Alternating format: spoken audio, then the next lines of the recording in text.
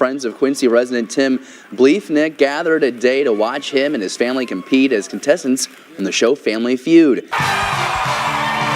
What's the biggest mistake you made at your wedding? Honey, I love you, but said I do. I'm gonna get in trouble for that, aren't I? Yeah. If something ever happens to me, please make sure the number one person of interest is Tim, as that is who would do something to me.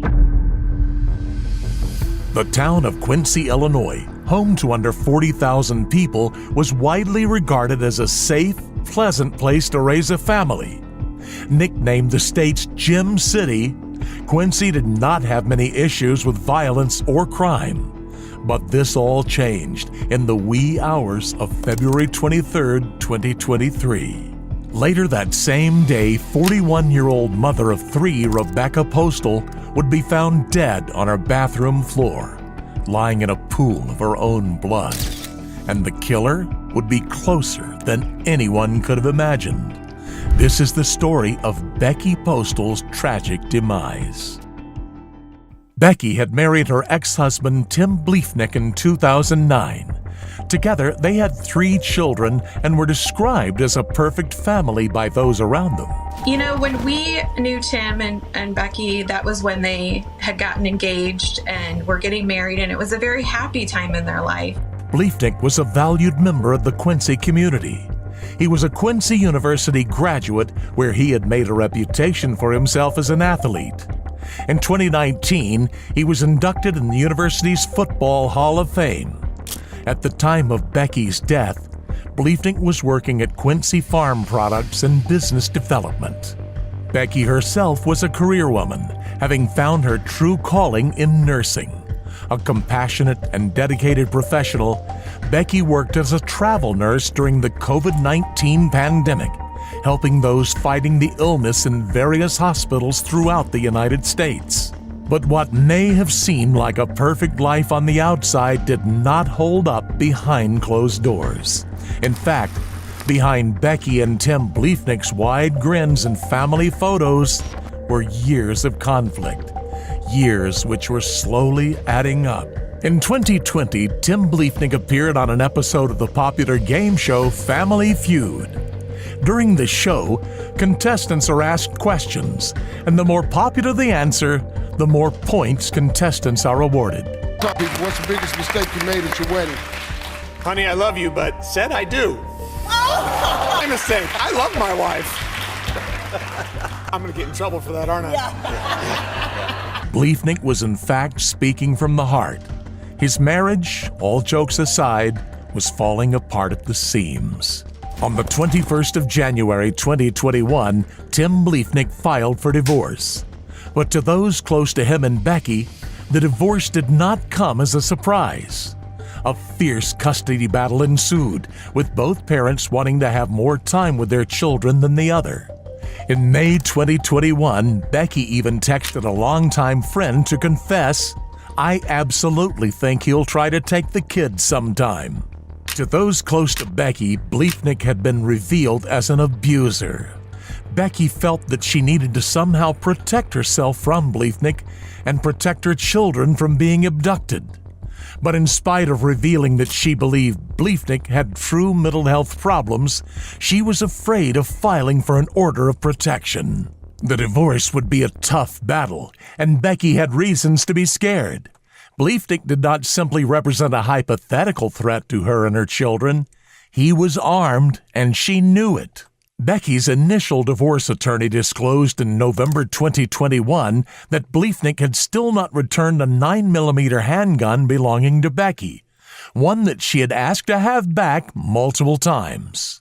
In response to Becky's concerns, the court appointed a guardian ad litem to their case. I serve as what's called a guardian ad litem. The role of a guardian ad litem is to represent the best interests of the children involved in the case, whether it be a divorce, a family, or other type of case. After months of debate, Becky initially filed for an ordinance of protection against Bleefnick's father on December 16, 2021. Similar to Bleefnick's case, she feared for her children's safety around their grandfather. The mother of three, it seemed, had started fearing for her life. In a text sent to a friend in 2021, she stated, "He has screamed in my face. He shoved me in front of the kids and has thrown things across the room where the kids and I were standing." Separately, in a text to her sister that same year, she said, "If something ever happens to me, make sure the number one person of interest is Tim. I'm putting this in writing that I'm fearful he will somehow harm me." But Becky's nightmare was far from over.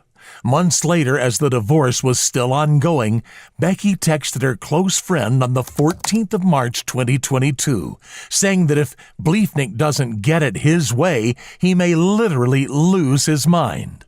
The text was in reference to the ongoing divorce and custody battle. In August 2022, a court order detailed how the children must be exchanged between Becky and Bliefnick. For reasons of safety, Bliefnick and Becky must stay within 3 feet of their cars when exchanging children. Yet, regardless of the safety procedures which were being put in place for Becky, tensions between the former lovers were rising and she knew it. In the meantime, Bliefnick started looking for a new bicycle.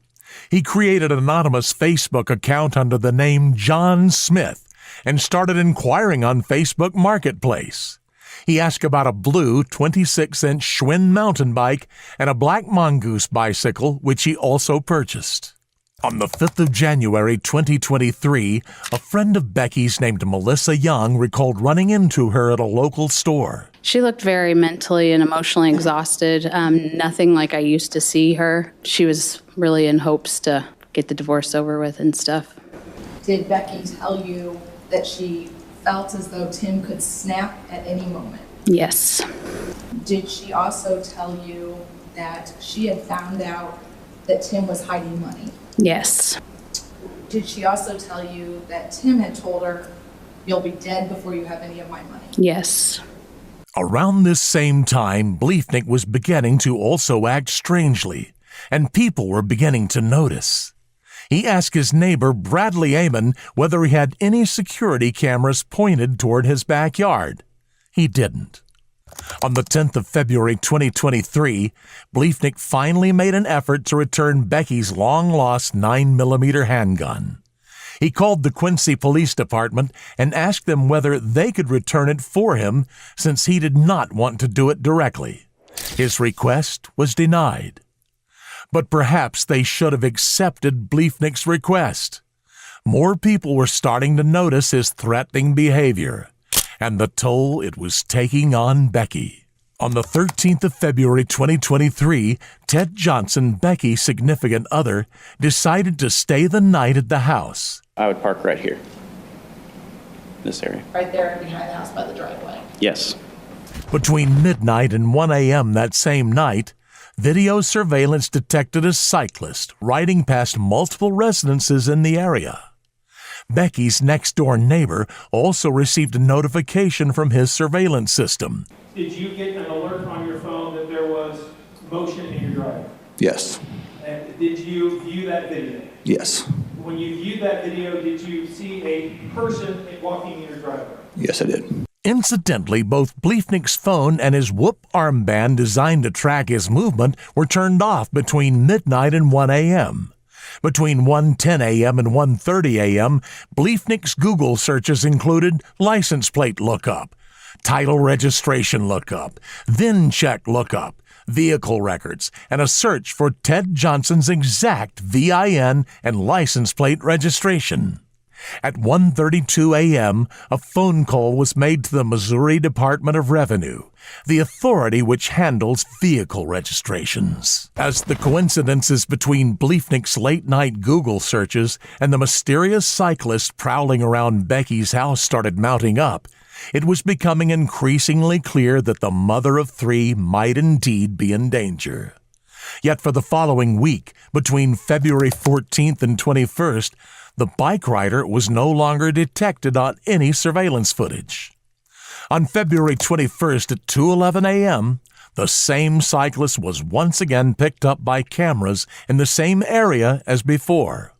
On that same day, Rebecca messaged Bliefnick asking whether he could keep the children overnight for the next 2 days. She spent the evening with Ted Johnson. On the following day, February 22nd, the same cyclist was once again caught on camera performing a similar route as before. The same happened later during the night, with a bike rider being recorded at around 1 a.m. The cyclist stopped near Becky's house and forced his way in with a crowbar. At 1:11 a.m., Becky attempted to call 911. She failed. The home security system alerted Becky that the front door was open. At 1:16 a.m., the cyclist can be seen heading back the way he came on surveillance cameras. Incidentally, Bliefnick's phone and whoop armband were disconnected from 12:28 a.m. till 2:07 a.m. on that same night. At 6:45 a.m. on February 23rd, a nearby resident left for work, noticing that Becky's front door was open. At 11:51 a.m., Bliefnick called his children's school to ask them to not let his kids walk to their mother's home. And he told me that he would be picking them up instead of having them walk home. And approximately what time did he arrive at St. Peter's School on February 23rd, 2023? 1:50? So about an hour before the dismissal even began. Yes. At 3 p.m., Bliefnick texted Rebecca's father. He asked if he could call her to find out when she'd be picking up the children, since the school had called to inform him that they had not yet been picked up. At 3:30 p.m., Bill Postal, Becky's father, would enter into his worst nightmare. He arrived at Becky's home to find the front door open, something which he immediately noticed as unusual. Becky did not answer his calls. In the bathroom, his daughter lay dead in a pool of her own blood. I went to check to see if she had any heartbeat. I picked up her arm, but rigor mortis had already set in. She had been shot 14 times. Bullet casings would later be found around and under her body, meaning that she had been shot whilst on the ground. By the time I answered the door, I didn't see anybody, but then I saw a man walking away. He had a long coat, so I didn't recognize him, and I asked him if he wanted something, and he turned around, and it was Bill, Becky's father. He said, "I need to use your phone, call 911, Becky's dead." At 4 p.m., Bliefnick was told of Becky's death. He replied with shock and was audibly upset. On the 27th of February, police found an abandoned blue Schwinn bike near the Quincy Public Schools bus barn. The surveillance footage cyclist had been filmed around that area multiple times. Police searched Bliefnick's home on the 1st of March, but the investigation into Becky's murder was far from over. This is the third known location to be searched in this investigation. Of course, that includes Bliefnick's home in Quincy and, of course, the residence in the 2500 block of Kentucky Road where Rebecca Bliefnick was found dead. In these type of cases, you want to get as much evidence as you can, and it continues all the way until the trial. During the investigation, police found shell casings in Bliefnick's basement, which matched the ones found around Becky's body.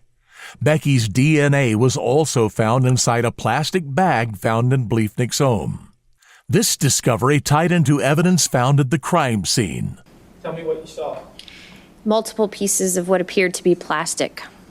Reportedly, the shooter had used the bag as a homemade silencer for his weapon. Once again, Bliefnick's recent Google searches incriminated him.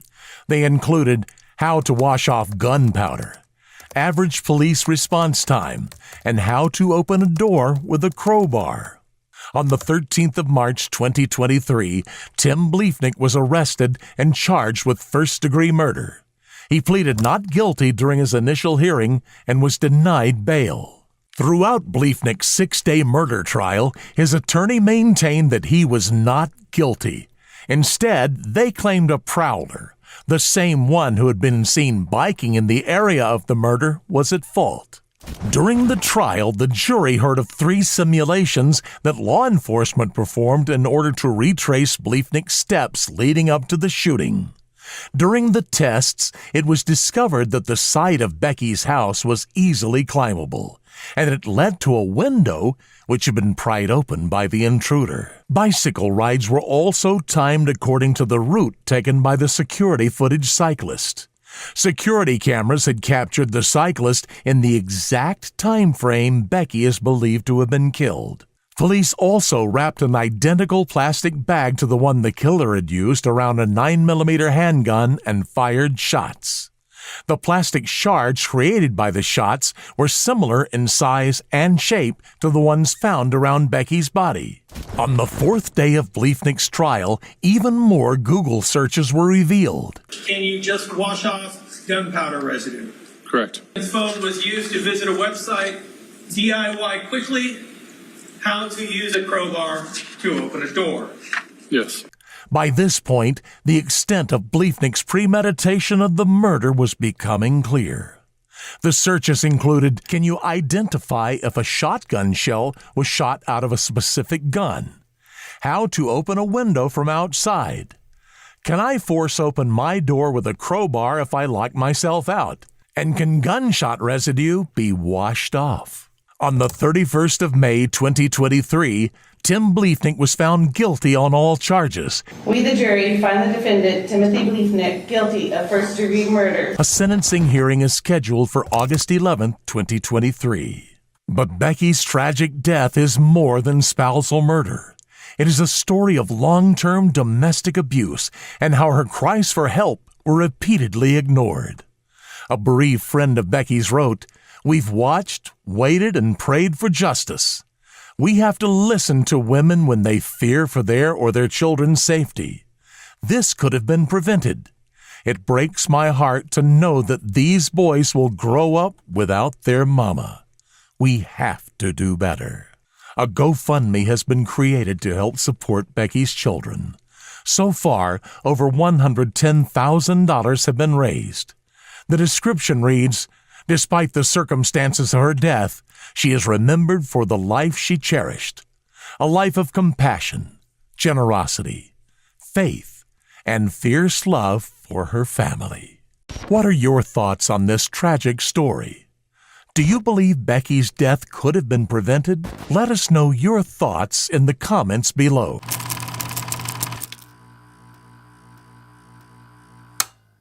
It's every parent's dream to see their child succeed in school and go off to college on a scholarship. For some kids, the pressure of this dream can become almost unbearable. But few could ever imagine that that pressure could lead to murder. For the Powell family, this dream of college turned into a nightmare when a phone call revealed the secrets their daughter had been hiding and turned their peaceful family home into a bloodbath. Secrets, lies, and the killing witnessed over the phone. This is the story of the tragic death of Brenda Powell. Just unbelievable. Brenda K. Powell had lived in the picturesque city of Akron, Ohio, peacefully since her teens. After graduating from the University of Akron, she went on to work as a child life specialist in the hematology oncology unit at the local children's hospital for the next 28 years. Selflessly dedicated, her obituary describes her as devoted unconditionally to the family she worked with and her own family alike. She founded the hospital's teen oncology program and always made time for her husband and children. Yet the life of this caring wife and mother was soon to be tragically cut short by none other than her own daughter. Sydney Powell, Brenda's teenage daughter, was described as a great student when she attended St. Vincent St. Mary High School in Akron. She played soccer and 1 year of lacrosse. She had great grades and a high grade point average. Her parents, Brenda and Steve, were very proud. When the time came for Sydney to go to college, together they selected Mount Union University because of its small campus, and also because Sydney wanted to be close to home. Its Alliance, Ohio campus was only an hour away from her parents' house. She won a presidential scholarship that included a tuition break, relieving some of the pressure of private school upon her parents, and started at college in the fall of 2018. She came home for breaks and kept in touch with her mother. Sydney and Brenda's close relationship was noted by those around them. Brenda was Sydney's best friend. The family trusted each other. They used the Life 360 app, which allowed its users to track the other's whereabouts at all times. How then did this close family unit fracture? Sydney had a track record of success. Having done so well in high school and having earned herself a scholarship, her parents had no cause to be concerned about her grades. Mount Union had an app they could use to review Sydney's progress at college, but they rarely used it. They did not want to invade Sydney's privacy by checking up on her without good reason. She didn't share any details of her performance at school, not even when she came home for the summer in 2019. Sydney took a summer job with the Akron Rubber Ducks, the local baseball team, working in the kids zone. She went back to campus that fall without sharing a word of the troubles she was facing or the troubles yet to come. Sydney came home again for the winter break, spending a cozy Christmas and New Year's at home with her family in Akron, as though nothing had gone wrong. In January 2020, she went back to Mount Union, but this time there was a problem. In December 2019, Sydney had become unenrolled. In the fall semester, she had failed 3 out of her 4 classes. As a result, Sydney received written notice of expulsion. Ms. Gaffney, if you can take a look at that and let me know if you recognize what it is.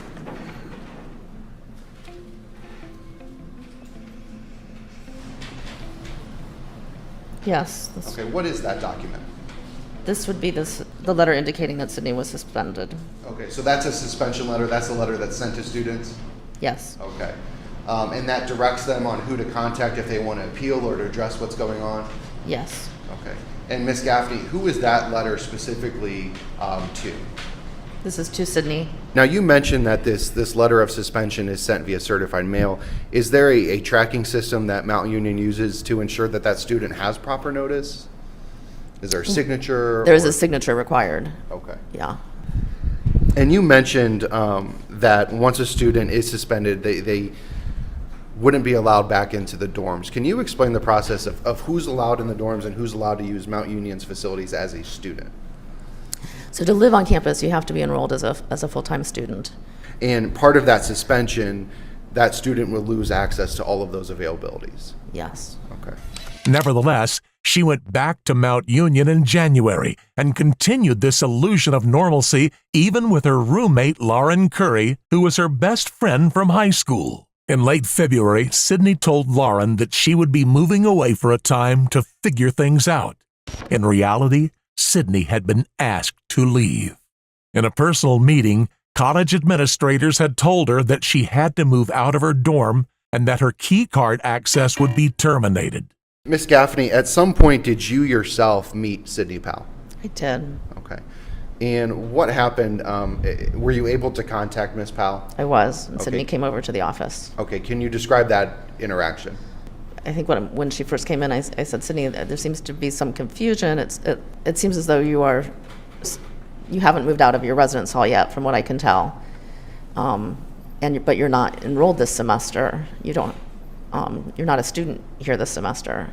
And at first she replied to me that, oh, I am, but I'm still a student here. And that's when I actually addressed the fact that the suspension, I said, Sydney, you received a suspension letter that you signed for. And so we spoke a little bit further, and she said, well, yes, she had, but she had been hoping to get things changed or fixed, and so she had been trying to work things out. So she did acknowledge that she knew about her suspension. She did acknowledge then that she knew she was suspended. When the administrators offered to call her parents to explain the situation, difficult it can be, she was adamant that she had already told them what was happening. The idea of the college contacting her parents directly about her own failure was visibly distressing. After having been a success in high school, she couldn't bear to disappoint them. Far from figuring things out, she spent late February paying cash for hotel rooms to maintain the illusion to her friends and to her parents that she hadn't been kicked out of college. Her parents initially suspected nothing. Sydney went to great lengths to disguise her academic situation, which was worsening by the minute. On February 25, 2020, Brenda texted Sydney asking, "Why do I always feel like you're scamming me? Just remember, you need to keep the grades to keep your scholarship." Sydney responded, "My grades are good, thank you very much." By this point, she'd been evicted from her dorm. But Brenda's momentary suspicion was not enough to see through Sydney's lies. The only clue was the college online portal. When Steve Powell, her father, tried to sign into the portal to send an additional check to cover tuition fees, it denied him access. He asked Sydney why it wouldn't let him into the portal. Do you have any information that something might be going on with Sydney and Mount Union? The only thing that I knew is when I tried to sign on to the, like their whatever app that they have on the website, it kept kicking me out. Why were you trying to get into that portal? Seeing, because the 529 plan didn't cover all the tuition for the year, so I had to make a personal check. Okay. So I had to see how much that was. Okay. And when you had difficulty logging onto that portal, what did you do? I asked Sydney what was going on about it. Okay, and what did she say? There was a mistake with Mount Union. Okay. And she'd look into it. Okay, and at that point you had no reason not to trust Correct. what she's telling you? Correct. Steve had no reason not to believe her. She had always been a trustworthy child with a history of academic success. No one could have expected what would happen next. On March 3, 2020, Steve received a call at work from Mount Union. Officials at the college had to speak to him as a matter of urgency. They informed him that Sydney was no longer enrolled at the college. When he asked how long this had been the case, all they said was, "You'd have to ask her." I believe Mount Union called me. They called me, and the conversation was that Sydney wasn't enrolled anymore. And then I asked for how long, and they said, "You have to ask her." Okay. And I'm sure that came as a shock to you? Yes. And again, they said you have to ask. I know it sounds cold, but they're saying you have to ask her because they can't give you any more information, right? That was my assumption. Steve checked the Life 360 app to find Sydney was at home. Shocked by the news that she'd been lying about her performance in college while he had been writing checks to pay for it, Steve left work to confront her. What prompted you to go home, to leave work and go home? Because I saw on the app she was home, which I thought was a little bit early. Okay. The 360 Life. The 360 app showed that she was home? Yes. If someone on that app comes home, do you get like a little buzz or notification on your phone? If it's set up, you can. Okay. So did you just happen to see that on the 360 app, or did it give you like a notification? I might have got a notification. I don't recall. Okay. So you get a notification that Sydney's at home, correct? Yes. When you see that, you go home. Correct. All right. And why did you go home? See why she was home. Okay. Did you have any concern for her at that time? Just because Mount Union said she wasn't enrolled, but no, I was just going to go home and see why she was home so early. And okay. And did you take your phone with you when you went home? No. And why not? I just left it at work so the 360 app wouldn't show me coming home. So that she couldn't use the same app to see him coming and avoid this necessary confrontation. Arriving at around 11:30, he found her alone at home. Sydney told him that she was merely having some trouble at college, but that she was still enrolled and still attending some classes with her friend and roommate Lauren. Steve responded with understanding. He told her that they'd get through this semester and that if she needed to take the summer off, they'd work through it. So she told you she was essentially still enrolled but just having some trouble? I don't know if she used the word trouble, but... And again, I don't want to put words in your mouth. You tell me. Yeah, what did she say? She was... Again, I don't remember the details, but I remember she said she was still going to some of her classes with her friend Lauren. You remember telling her that, you can't run away from your problems, you have to face them. I said we'd go through, let's get through this semester, and if you needed to take the summer off or we would work through it. I remember she said, all her friends have their shit together and she doesn't, and I told her, no, that's not true. She said she didn't. Sydney said, I don't have my shit together, but my friends do. Yeah, she didn't know what she wanted to do, it sounded like. Sure. She felt lost and afraid of disappointing her family. Unsure how to handle these emotions she'd kept hidden from him for so long, he suggested they call Brenda, who was at work at the Children's Hospital. Brenda decided to come home to talk to Sydney, and Steve made the fatal decision to leave before she got there. Brenda was an emotionally sensible and empathetic woman, more than capable of de-escalating highly emotional situations, as she had to do every day in her work with children and teenagers who had cancer. Steve couldn't be blamed for asking her to help with her daughter's sudden crisis. For the next hour, Brenda and Steve kept in touch via text messages. And at 12:41, Steve sent her the last text he would ever send her. "What did you discuss with Sydney?" Brenda would never respond.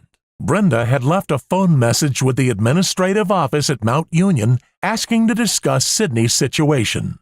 When college administrators Michelle Gaffney and John Frazier arrived at the office, they returned the call straight away. Phone records show that Brenda picked up the phone at 12:36:45. Dean Frazier was sitting at his desk and I was sitting next to it. He dialed.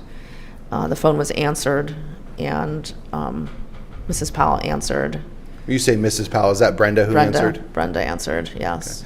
Okay. And what did you tell Brenda at that time? So Dean Frazier was speaking and simply said, Brenda, this is Dean Frazier. I'm sitting here with Michelle Gaffney, our associate dean of students. We're returning your call, and that's about as far as we got. Did Brenda respond to that introduction at all? Yeah. Okay. Yes. What did she say? I think he asked, "Is this Brenda Powell?" Oh, okay. And she said yes, and then he identified himself. Okay. And Miss Gaffney, what happened next?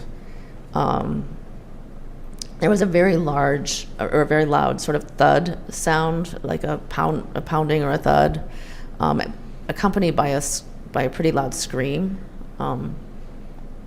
and the scream might have actually been first, and then the thud. Okay. As I think about it, and then there was sort of an expulsion. The other sound that I heard at that same time, or right after, was sort of an expulsion of air, like the air was knocked out of somebody. Okay. I'd always heard that expression of the air being knocked, having the wind knocked out of you, but I didn't. That's actually what it sounded like. And then several more repeated thuds. I don't know how to describe the sound. No, and that's okay. And you and Mr. Frazier could hear this from the other end of the phone. From the other, it was on speakerphone, right? Okay. Yeah. Did you hear any communication during these thuds? Just the screaming, and so we were both talking into the phone, saying, what's happening? Are you okay? Do you need help? What's going on? Yeah, can you describe your mindset at this time? I mean, I very definitely felt like someone was being attacked. The call with the administrators dropped after an estimated 6 or 7 thuds and continual screaming. They called back and received no answer until the third attempt, when someone picked up at 12:40:15, only 3.5 minutes after the beginning of the attack, at a minute before Steve's final text message to his wife. Frazier, shaken by what they had just heard, managed to ask, "Brenda, is that you? Are you there?" A voice responded, "Yes, this is Brenda." But the voice was not Brenda. The voice was that of Sydney Powell. Now, Miss Gaffney, did you recognize that voice on the line? Yeah. Okay, was that Brenda Powell? It was not Brenda. Who did you recognize that voice to be? I was sure it was Sydney. Both Dean Frazier and I looked at each other and sort of shook our heads at each other and said, that's not Brenda. And he then said, I don't, Sydney, I think this is you. This is not Brenda. And what happened next? The phone went dead. Okay. And Miss Gaffney, what did you do next? We called the Akron police. But by that point, I had the phone number up and the address, and so we called the Akron police and indicated we felt there was some sort of situation at this house and that they needed to send someone right away. They were on the phone, and there was a lot of screaming going on, so he couldn't really say if it was like a physical fight, but just heard like a lot of yelling and screaming going on, and then he tried calling back twice, and there was no callback. In a single moment, a peaceful family home had become the scene of a crime. Impersonating her mother was not Sydney's only attempt at covering up what had happened. After the disastrous phone call, she set herself to staging the crime scene. She broke a window to make it look as though there had been a break-in, which would align with the story she would go on to tell the police, that there had been a break-in and her mother had told her to flee the house. But this scene was clearly staged. There was blood on the outside of the door near the broken window, suggesting it must have been broken only after the crime had been committed. After murdering her mother, she coldly and callously took steps to cover up her own guilt. At 12:51, Steve Powell received a call from a detective friend who had heard that police units were being dispatched to the Powell home. Steve immediately phoned his house and spoke to Sydney, who became hysterical when she heard that police were on their way and repeated the break-in story. Steve could only wait helpless at work as his family life broke apart at home. The police initially found Sydney hysterical. This hysteria soon evaporated, however, and she became catatonic, lying on the ground in the fetal position as the enormity of what she had done began to sink in. There was a cast-iron skillet on the floor in the master bedroom, alongside a bloodied steak knife. These implements of an ordinary domestic household, no doubt used by Brenda herself to cook family meals, had been weaponized against her. As the police examined the scene, the series of events only glimpsed by Steve and the college administrators over the phone became horribly clear.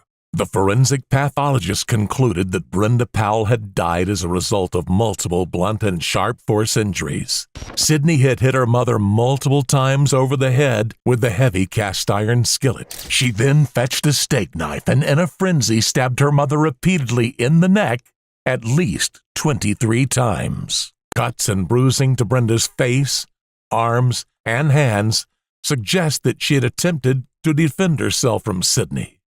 Sydney, her beloved daughter, whose academic failures and emotional turmoil had until now been kept a secret. The revelation of this secret led to Sydney's eruption and Brenda's tragic death. No one denies that Sydney killed her mother.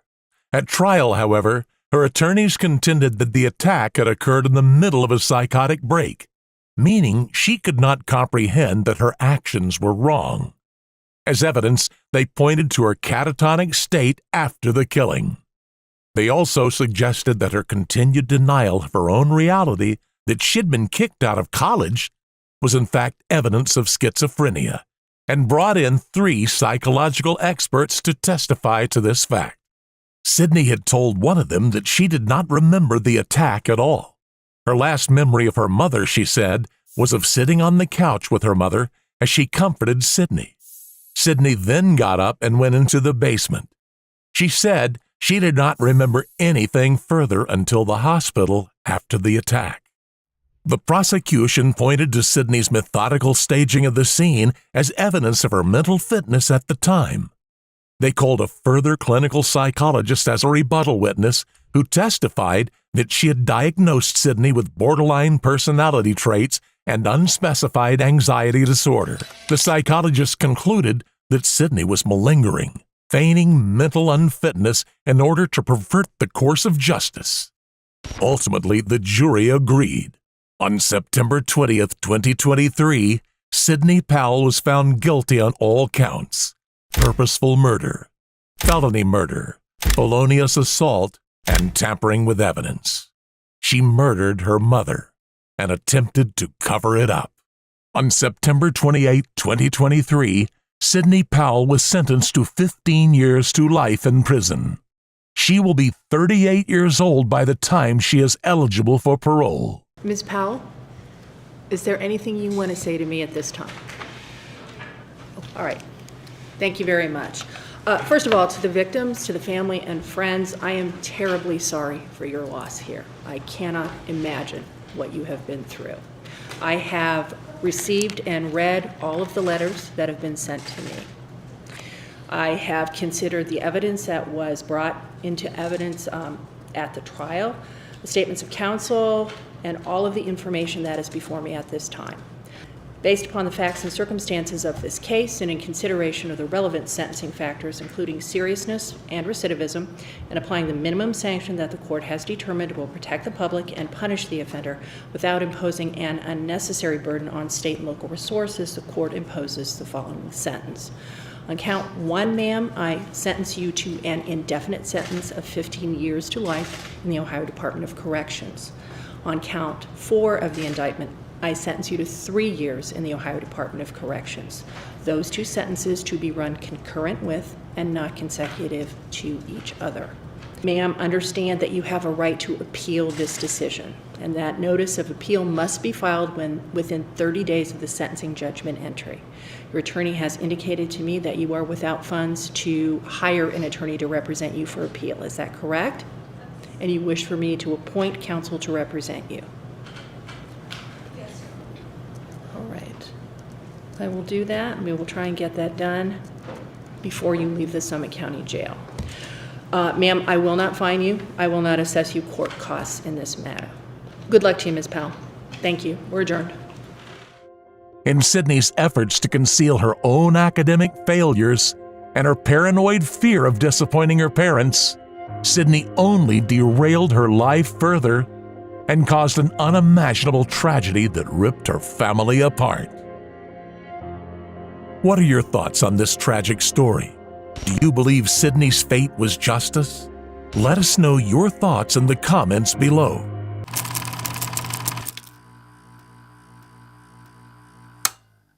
It was a peaceful summer's evening in 2022. 3 teenagers were spending the night at a friend's house, celebrating their recent graduation from high school. Mackenzie Sharilla was the designated driver for the end of the night. Her boyfriend of 3 years and his friend both trusted her to get them home safely. But what if this was the last thing she wanted? In this CCTV footage, Mackenzie can be seen driving at 100 miles per hour down a quiet street before smashing into a building. The collision killed both her boyfriend and his friend. Mackenzie claimed that this was a tragic accident. I wish I could remember what happened. I'm just so sorry. I'm heartbroken. I love Dom and Davion. We were all friends and Dom was my soulmate. But ironically, merely 3 months after the crash, she was seen dressed up as a corpse. Is this the behavior of an innocent victim or a cold-blooded killer? This is the case of Mackenzie Sharilla. It was the end of July 2022 in the peaceful town of Strongsville, Ohio. The seniors of that year's graduating class looked forward to bright futures. Their parents were proud of them. This was the case for Dominic Russo and Davion Flanagan, both 19. Dominic was one of 8 children, a go-getter who loved playing basketball and was driven to succeed. He was starting his own clothing line. Davion, too, had ambitions. He and his 2 biological sisters spent some of their early years in foster care. Both of their parents were addicts, and the children were removed from their parents' home as a result of neglect. Life in the foster system was no easier. When the siblings were adopted by husband and wife Scott and Jamie Flanagan, Jamie recalls they were very underweight.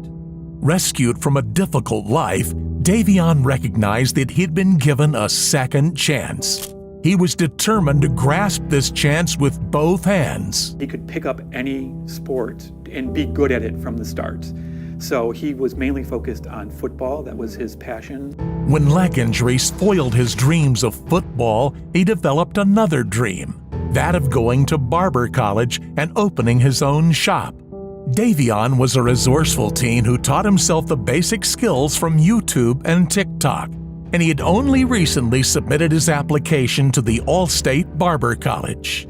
Life beyond July was full of hope for both young men, yet an unforeseeable tragic ending lay in store for both of them. To all appearances, Mackenzie Sharilla was a typical, if risk-taking teenage girl. She had her own TikTok account where she posted careless videos of herself joking about her use of illicit substances. I'm not even cool. I'm just one of those girls that can do a lot of drugs and not die. She frequently posed with paraphernalia in photos taken in her car. This was irresponsible criminal behavior, but no one could have predicted where it would lead. What started as a whirlwind teen romance had continued for over 3 years. Mackenzie was now living with Dominic and his family, and apparently the cramped quarters had taken their toll on the young lovers' relationship. At school, she had been considered something of a bully. According to Davion's mother, Mackenzie would make it her business to humiliate people and took delight in it. In the past, she had told people who were depressed to themselves. This chilling lack of empathy was the first sign that something would go terribly wrong. Mackenzie and Dominic frequently fought and broke up before making up again as if nothing had happened. She treated him in the same way she had treated everyone else at school, displaying narcissism and an impulse to inflict hurt. Her own personality, combined with a pressurized environment that was constant cohabitation with Dominic, gave rise to one incident in particular that gave a disturbing taste of what was yet to come. On July 17, 2022, Mackenzie was driving her Toyota Camry on Interstate 71. Dominic was her passenger. They were in the middle of an argument, and as was so often the case, their conflict was taking place inside a shared confined space. Dominic wanted out. He phoned his mother asking to be picked up. When she was not available, he then asked a friend. This friend was on the other end of the line when he heard Mackenzie say, "I'll crash this car right now." Dominic's friend sped to the scene, and when he pulled up behind Mackenzie's car stopped on the side of the road, Dominic's door was open. As Dominic sat there, Mackenzie was hitting him with both hands. He observed at that time the defendant striking Dominic Russo with both hands, and that he overheard her make a statement, an admissible statement, and she said, "Dominic, I'm going to crash this car." In another incident that same month, Dominic recorded another argument. In the videos, Mackenzie could be heard repeatedly degrading him. Things had clearly degenerated between the couple. From living together, he was now no longer comfortable with her presence in his house. She threatened to key his car if he wouldn't let her in, or else break off the door handle. Does that mean you key my car? Tell you to break the door. Key your car and you do not let me in the house. You're going to key my car. If you don't let me in the house, yes. She counted down, enforcing a time limit for him to come and let her into the house. When Dominic still didn't open the door, Mackenzie said, "You're gonna come open this door right now, or there's gonna be a serious problem." Once again, Dominic called his mom for help. The involvement of his mother in both situations reminds us as to just how young both Dominic and Mackenzie were. The conflict in their relationship continued to escalate, but no one could have predicted where the relationship would end. At approximately 5:30 in the morning of July 31st, 2022, a car crashed into a Strongsville building at speeds of 100 miles per hour. This car was a Toyota Camry. Its passengers were Dominic Russo and his friend Davion Flanagan. Its driver was its owner, Mackenzie Sharilla. Dominic and Davion died at the scene. Mackenzie was unconscious and not breathing. She was flown to the hospital in critical condition. To all appearances, this was a tragic accident that had cut short the lives of two promising young high school graduates and seriously endangered the life of a third. This was what the community believed. These kids are part of my heart. You lose one, and it hurts. It hurts till you cry. It was shocking. We've known Davion for about 14 years. They've been neighbors of ours. We've watched him grow up from this little scrawny kid to this big muscular football player. And he was really like a third son for me. So it was devastating. GoFundMe pages were set up for each person involved in the crash. Family and friends were donating to memorial funds for Dominic and Davion and to support Mackenzie's family in covering her medical expenses. As Mackenzie recovered, she took to posting on Dominic's obituary page. She wrote seemingly heartfelt messages saying things like, "I miss your laugh, your perfect smile, and God, you are the last person to deserve this. You had such a perfect life ahead of you. I wish I told you all this more. Please wait for me." Her grief was public and apparently sincere. No one could help but sympathize with Mackenzie, this teenage girl who'd been the victim of such an awful accident. But that was before they knew the truth.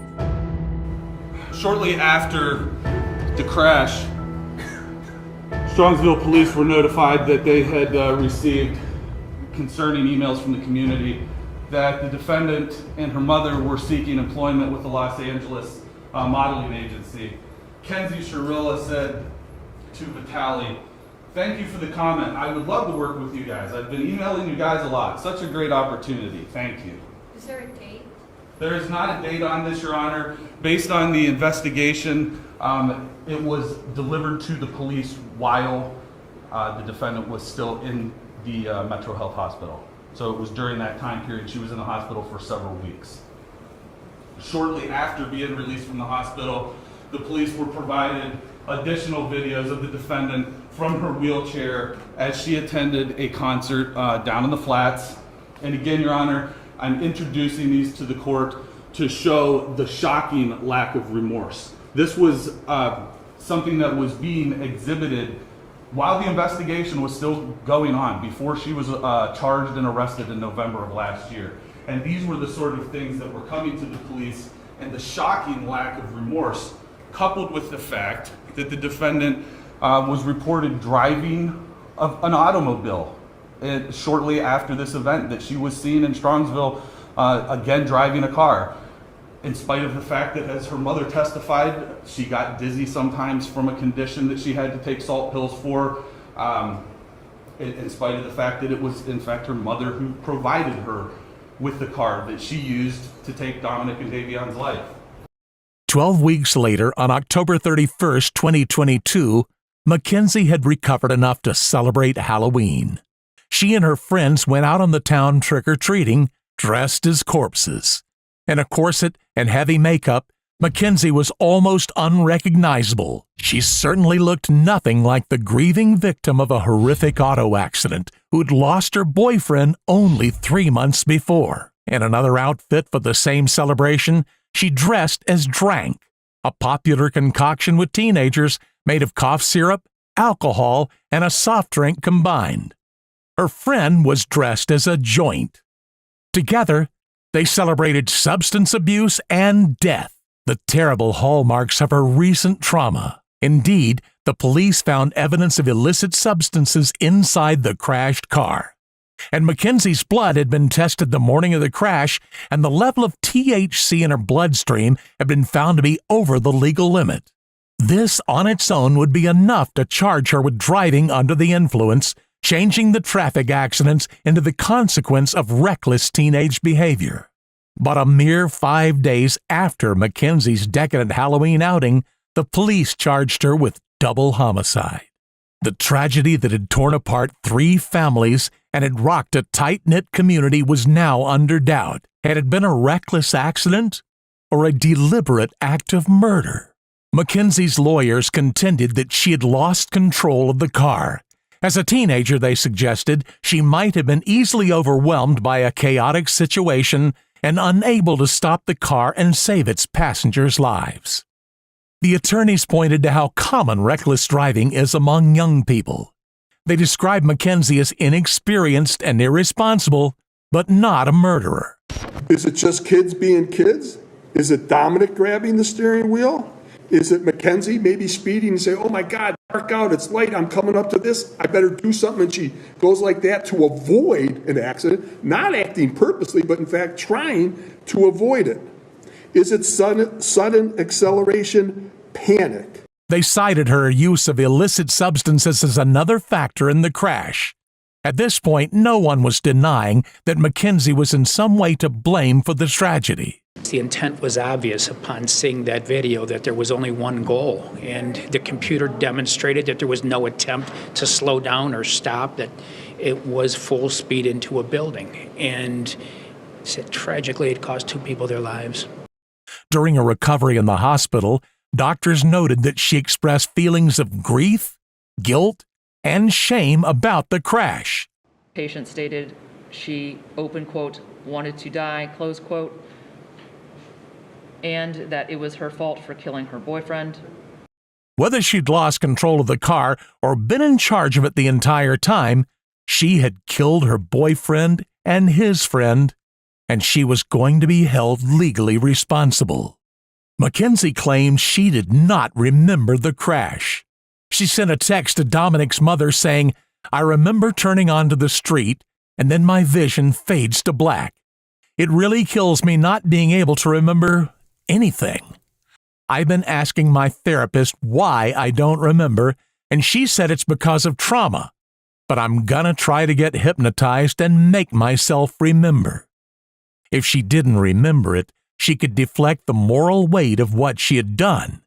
It would remain an accident, and she would not be a murderer. However, the police and prosecution took a different view. In their eyes, this was a cold, callously planned double homicide. Mackenzie, Dominic, and Davion had spent the night before the crash at a friend's house. They had smoked illicit substances, but this was not what lay at the heart of the horrific events to follow. Mackenzie had a plan, and she followed it. Pivotal to the case was the CCTV footage from a business neighboring the site of the crash. This footage supported what the car's recorded data showed about her behavior as a driver. Both technical analysis and the evidence of our own eyes watching the chilling video demonstrate that far from being high and out of control, Mackenzie's actions were entirely deliberate. The first video shows Mackenzie turning the car slowly and carefully from Pearl Road onto Alameda Drive. She diligently signaled her right turn, hardly the act of a substance-crazed, reckless teenager. But in the next piece of footage, something changed. The early morning was dark and quiet, until the car came tearing across the camera's view and smashed into a building. How could Mackenzie have gone from sober, careful driving to hitting a wall at speeds of 100 miles per hour in such a short space of time? Mackenzie had been to Strongville's Progress Drive Business Park before, and she knew exactly where and when she had to put her fuzzy Prada slipper down on the accelerator in order to kill everyone in the car. Her cell phone records held evidence that she had visited the area a few days before with the intent to kill, scouting out the scene of the future crime. She chose the area and the time early in the morning, before any witnesses would be around. This plan did not involve Davion. Davion only needed a ride home and was in the wrong place at the wrong time. Mackenzie did not think about him in the back seat. She treated him only as an item of luggage and had to be reminded by the judge of his tragic death when she was reading out her statement in court. Further evidence of the callous and cold way in which she'd snuffed out 2 young lives. The judge had no sympathy, describing her as literal hell on wheels. This trial is a culmination of decisions made by one person, the defendant. Those decisions have forever altered the futures of 3 families, and of you also, Mackenzie. And your decisions forever robbed Dominic and Davion of the futures that they had before them. If there is one thing that can be taken away from this case, as painful as it is this. Every decision we make is important. Every action we make is important. Regardless of whether the decision is a good one or a bad one, or the actions are good or not, the result is the same. The consequences ripple through time and affect many more people than one might think at the time of the decision. In criminal cases, the state carries the greatest burden under our law, proof beyond a reasonable doubt. As I previously stated, I considered all the evidence presented. And at this point, I would like to comment specifically on Exhibit 802, the crash video. This is the type of evidence you can never unsee. You can never forget the visual or audio of this exhibit. It is chilling and tragic. As you review that exhibit, you know that you are watching the oncoming deaths of two people, and there is nothing that will stop it. The video clearly shows the purpose and intent of the defendant. She chose a course of death and destruction that day. Exhibit 802 crystallizes the deadly decision-making of the defendant. She morphs from a responsible driver to literal hell on wheels as she makes her way down the street. Mackenzie alone made the decision to drive the car, to drive an obscure route, a route she visited a few days before, and a route not routinely taken by her. Mackenzie alone chose the time to make the drive, early in the morning, when any reasonable person would expect that few people would be nearby to witness it or offer life-saving assistance. She made these decisions despite knowing, as any reasonable person would, that her mission of death could have involved others, not even in the car with her, other people, other cars, pedestrians. She had a mission, and she executed it with precision. The mission was death. Mackenzie alone decided to push the pedal to the floor and demand the ultimate speed of that vehicle to 90 to 100 miles per hour. She alone decided what was to be. Mackenzie decided death was the ultimate goal that day, and she alone made that decision for Dominic and Davion, and she continuously acted in a manner to achieve her purpose. Whether or not she intended to also kill herself is a matter of speculation. They have no relevance to the weighing of the evidence in this case. The totality of the evidence clearly demonstrates that Mackenzie Shirilla acted purposely and intentionally in the early morning hours of July 31st, 2022, and her purpose was to kill Dominic Russo and Davion Flanagan. No reasonable fact finder could view the totality of this evidence in this case and come to any other conclusion. Her actions were controlled, methodical, deliberate, intentional, and purposeful. This was not reckless driving. This was murder. Court renders the following verdicts. Count 1. The court, having had count 1 tried to it pursuant to waiver, finds the defendant, Mackenzie Shirilla, guilty of murder, to wit Dominic Russo, in violation of Ohio Revised Code Section 2903.02a, is charged in count 1. Count 2. The court, having had count 2 tried to it pursuant to waiver, finds the defendant, Mackenzie Shirilla, guilty of murder, to wit Davion Flanagan, in violation of Ohio Revised Code Section 2903.02a, is charged in count 2 of the indictment. Count 3, murder. The judge found Mackenzie guilty of murder.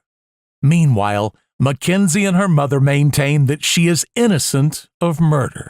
I just want to say to the families that I'm broken, sad, and lost, and my heart hurts for everyone, okay? Davion was her new friend, and Dom was the love of her life, and he was part of our family, okay? I'm just so sorry that this happened, and we're heartbroken, okay? And then, Your Honor, this was a terrible, tragic nightmare accident to have happened that she has no memory of, and she will never emotionally or physically recover from it. She almost died too, and we're asking that you please not run the sentence as consecutive. He was family, and we all loved each other. That morning of the accident, she called. I got a phone call that there was a car accident. Okay, so we went to the hospital, and I didn't even know who was in the car. The names had not been confirmed yet. And I'm going to cry because I missed Dom so much. We loved him so much. So I called Dom, like over and over again, praying that he was going to answer the phone, and he didn't answer the phone. So then I tried to call his mom, and she didn't answer the phone either. And I still didn't know who was in the car. I didn't even know if she was alive. I didn't know what was happening. So then we were in the waiting room. And then his mom she did call me, so I answered the phone, and I was like, oh my God, like, I don't even know who was in the car, like, what's happening, was that Dom? And she said, what do you mean, my son is dead? And I was like, I'm so sorry. And then she said something like, and now I have to wait until your kid's out of the hospital, and then I didn't hear the rest. I was like, we loved him so much, and I hung up the phone. I did not talk about social media. I didn't even know what was going on yet, okay? So then, that was it.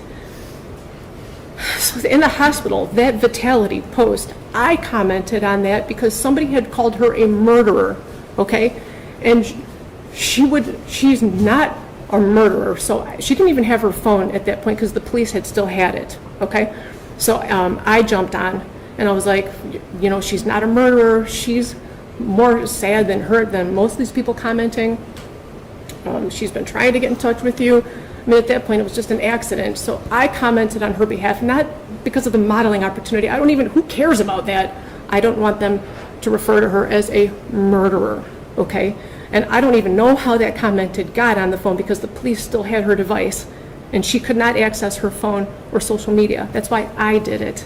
I just wanted them to stop calling her a murderer so that when she did come to, and she did come out of surgery, multiple surgeries, that she wouldn't see all these people calling her a murderer because she would never, ever, ever murder the love of her life.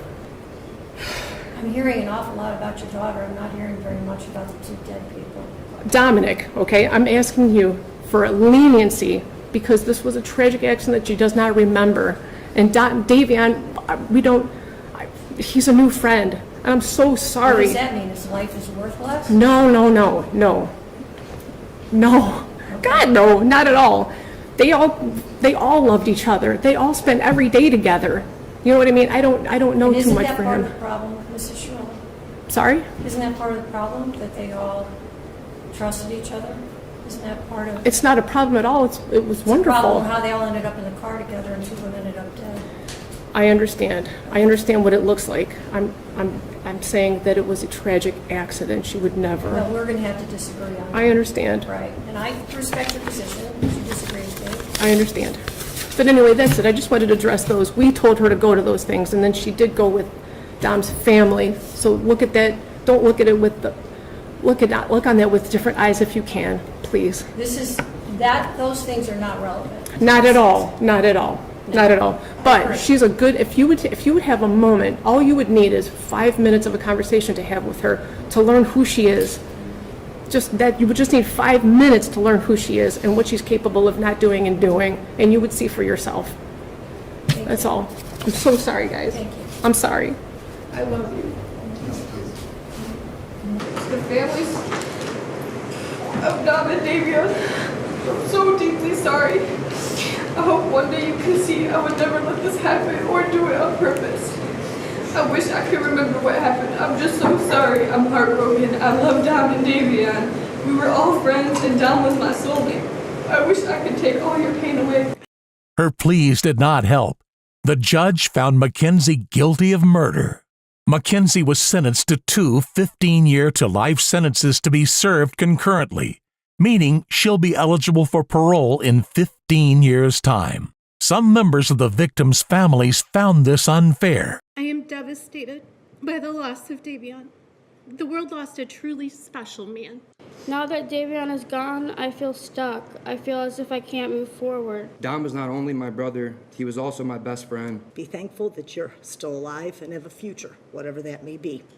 Dom and Davion were robbed of their futures, their hopes, and their dreams.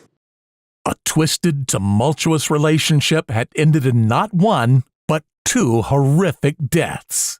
We are just thankful that we feel justice was served today. There's not a day that goes by that we don't miss our son, and justice was served for him today. But honestly, there's no winners here. There's no winners here today. What do you think? Is Mackenzie's sentence justice? Let us know your thoughts in the comments below.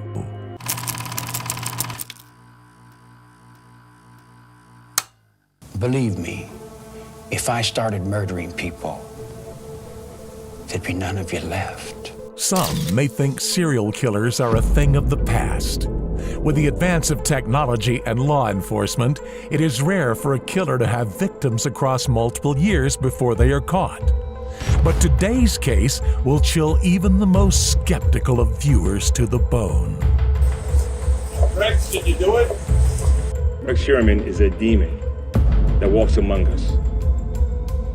A predator that ruined families. If not for the members of this task force, he would still be out in the streets today. He asked me if I liked true crime, asked if I knew about the Gilgo Beach murders. A 21st century serial killer whose murders span over 2 decades. Innocent women whose fates remained unknown. That is, until now. This is the case of the demon of Gilgo Beach. On May 1st, 2010, sex worker Shannon Gilbert, who worked as an escort, was on her way to a job in the Long Island South Shore area. It seemed a night like any other, but unbeknownst to Gilbert, in a few hours, her remains would join those of 4 other victims, somewhere in the bushes along the beach she was driving by. She had met her client through the Craigslist website and was on her way to his house in a gated community near Oak Beach around 2 a.m. that night. At 4:51 a.m., Gilbert placed a phone call to emergency services. A terrified Gilbert can be heard stating that there was someone after her. She pleads with a 911 dispatcher, "Can you please get me out of here?" But the police did not respond to Gilbert's call. She did not know where she was and could not give an exact location. The following is the 911 call Shannon Gilbert made, in which police say Shannon can be heard speaking with her driver, Michael Pack, and her client, Joseph Brewer. State Police. Yeah, there's somebody after me. I'm sorry? There's somebody after me. Where are you, ma'am? I don't know. You're driving right now? No, I'm inside the house. What house? I don't know. Can you trace where I am? I'm sorry? Can you trace where I am? No, I can't. What's your callback number you're calling from? Somebody's after me. Please. Are you in Suffolk County or Nassau County? I'm in Long Island. Where on Long Island are you? No. No. No. No, stop, no. Why are you calling me by my name? What's the matter? Are you okay? What are you going to do? What are you going to do to me? Let's go back to Manhattan. All right. What's the matter? Maya, what are you going to kill me? I think it's Suffolk County on the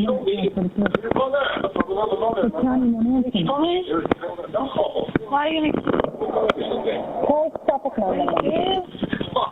You freaking out, come on. I'm in the middle of nowhere. Let's go back to Manhattan, all right? We're in Long Island. We're out near the water. Please, stop. Please, Mike. Brother, come on. No, stop it, please. Shannon then ran from Brewer's house at 8 The Fairway to neighbor Gus Coletti's house at 17 The Fairway.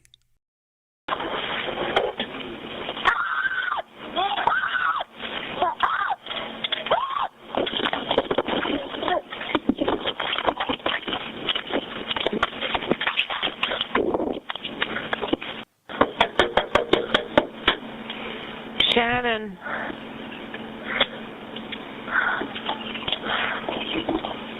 What's the matter? Somebody after you? She then ran from Coletti's home, prompting him to call 911. Suffolk Police 873 was location of emergency. Yes, I live at Oak Beach in the association. There's a young girl about 14 years old running around here screaming, and there's some guy trying to follow her. All right, you have a description of the girl or the boy? The girl is about 14 years old, got blonde hair, very small. The boy, I can't tell. He was into like a Suburban. What color? Black. Shannon then ran to another neighbor's home, prompting a third 911 call made at 5:30 a.m. by Barbara Brennan. 43 The Bayou. Some woman is knocking at my door. She says she's in danger. Police say they believe Gilbert ran into this marsh in Gilgo, which would have looked like this at the time that night. They believe that's where Gilbert died. Right now, we believe it's a tragic accident. Shannon Gilbert's driver, Michael Pack, and her client, Joseph Brewer, were both investigated and cleared of any wrongdoing. As soon as Gilbert was reported missing by her boyfriend, both police and her family launched a search for the woman. It would take another 1.5 years for the police to finally find her. If it wasn't for Shannon Gilbert's disappearance, we may never have found the remains of the other victims. On the 11th of December 2010, a police officer was performing a practice exercise with one of the department's police dogs. But what started out as a regular training day would soon turn into something totally unforgettable. The dog appeared particularly attracted to the marshes on Long Island's South Shore beach. And even when the officer would try to redirect him, the dog went straight back into the bushes. It was for good reason. Somewhere in the vegetation, hidden only shallowly, were the remains of 24-year-old Melissa Barthelemy. And she wasn't alone. 3 more victims would soon be found near Barthelemy, all wrapped in burlap. Melissa Barthelemy was last seen at her Bronx apartment on the 12th of July, 2009. Also an escort, Barthelemy found some of her clients through websites such as Adult Friend Finder. On that fateful night, Barthelemy was working. She told a friend she would return shortly. Barthelemy's mother reported her as missing 6 days later after not hearing from her. Barthelemy's younger sister, Amanda, reported some strange calls to the police. She had been receiving some strange calls never longer than 3 minutes on the phone. A male voice would taunt her about her sister's murder, and even confessing to it. 2 days after the discovery of Barthelemy's body, Amberlynn Costello's remains also surfaced. Costello was 27, lived in West Babylon, Long Island, and had last been seen alive on September 2, 2010. A heroin addict, Costello and her roommate worked as escorts in order to fund their habit. And just like Barthelemy and Gilbert, Costello advertised her services on Craigslist and another website called Backpage. Costello did not bring her cell phone with her on the night of September 2nd. She left on foot and did not tell anyone where she was going. Sadly, she was never even reported missing. Megan Waterman was also among the 3 bodies discovered on December 13th. Waterman, a 22-year-old escort, was last seen on June 6, 2010. Originally from Scarborough, Maine, she was last seen boarding a New York-bound Concord Trailways bus. In concordance with the other victims, Waterman was also a regular user of Craigslist and Backpage. She left the Holiday Inn Express, where she had been staying, at 1:30 a.m. June 6th, supposedly to meet a client. But Waterman never returned. Her family reported her missing 2 days later after she did not call them to check on her 3-year-old daughter. Maureen Brainerd Barnes is believed to have been the first victim of the 4 women who would become known as the Gilgo Four. On July 6, 2007, Barnes took a train from her home in Norwich, Connecticut to Grand Central Station in New York City. Barnes was aware of the dangers in her line of work. Usually, she would travel with a friend in order to ensure her safety. Only that on that particular day, her friend returned home early, leaving Barnes unguarded. And there was something else. Although Barnes normally worked in motel rooms, that night she told her friend that she would be meeting a client elsewhere on what she called an out call. Barnes was reported missing by a friend a week later. She was found dead along with the bodies of Shannon Gilbert, Melissa Barthelemy, and Amberlynn Costello. The women had all been victims of what experts called homicidal violence. Tragically, the search for Gilbert would reveal more than just the remains of 3 other victims. In 2003, Jessica Taylor's remains were found in a wooded area in Manorville, Long Island. But soon, her case went cold. However, on March 29, 2011, as the NYPD kept investigating the Gilgo Four, they stumbled upon yet another victim's partial skeletal remains along Ocean Parkway's Long Island, Jessica Taylor's. At this moment in time, a terrifying pattern began to emerge. Police started to suspect the work of a serial killer, one who had managed to slip through the cracks for almost a decade. As the bodies of the suspected serial killer's victims kept piling up, pressure kept mounting on law enforcement. But for years to come, they would only be met with more questions. The 4th of April 2011 marked yet another disturbing discovery. Just like in the case of Jessica Taylor's remains, Valerie Max had been spread out, with her head, hands, and right foot turning up on Gilgo Beach, 11 years after her torso was initially found in Manorville, New York, in September 2000. Originally from Philadelphia, Valerie was 24 years old and had been working as an escort at the time of her disappearance. She was last seen in Port Republic, New Jersey, and was only identified through forensic genealogy in May 2020. Today, we are announcing that Jane Doe number 6 has been positively identified as Valerie Mack. On the day Mack's remains were found, police were met with two more shocking discoveries. The first was the lifeless body of a 2-year-old toddler. The child did not match the victim profile for their suspected serial killer, and yet he was found on the same remote stretch of highway as the women.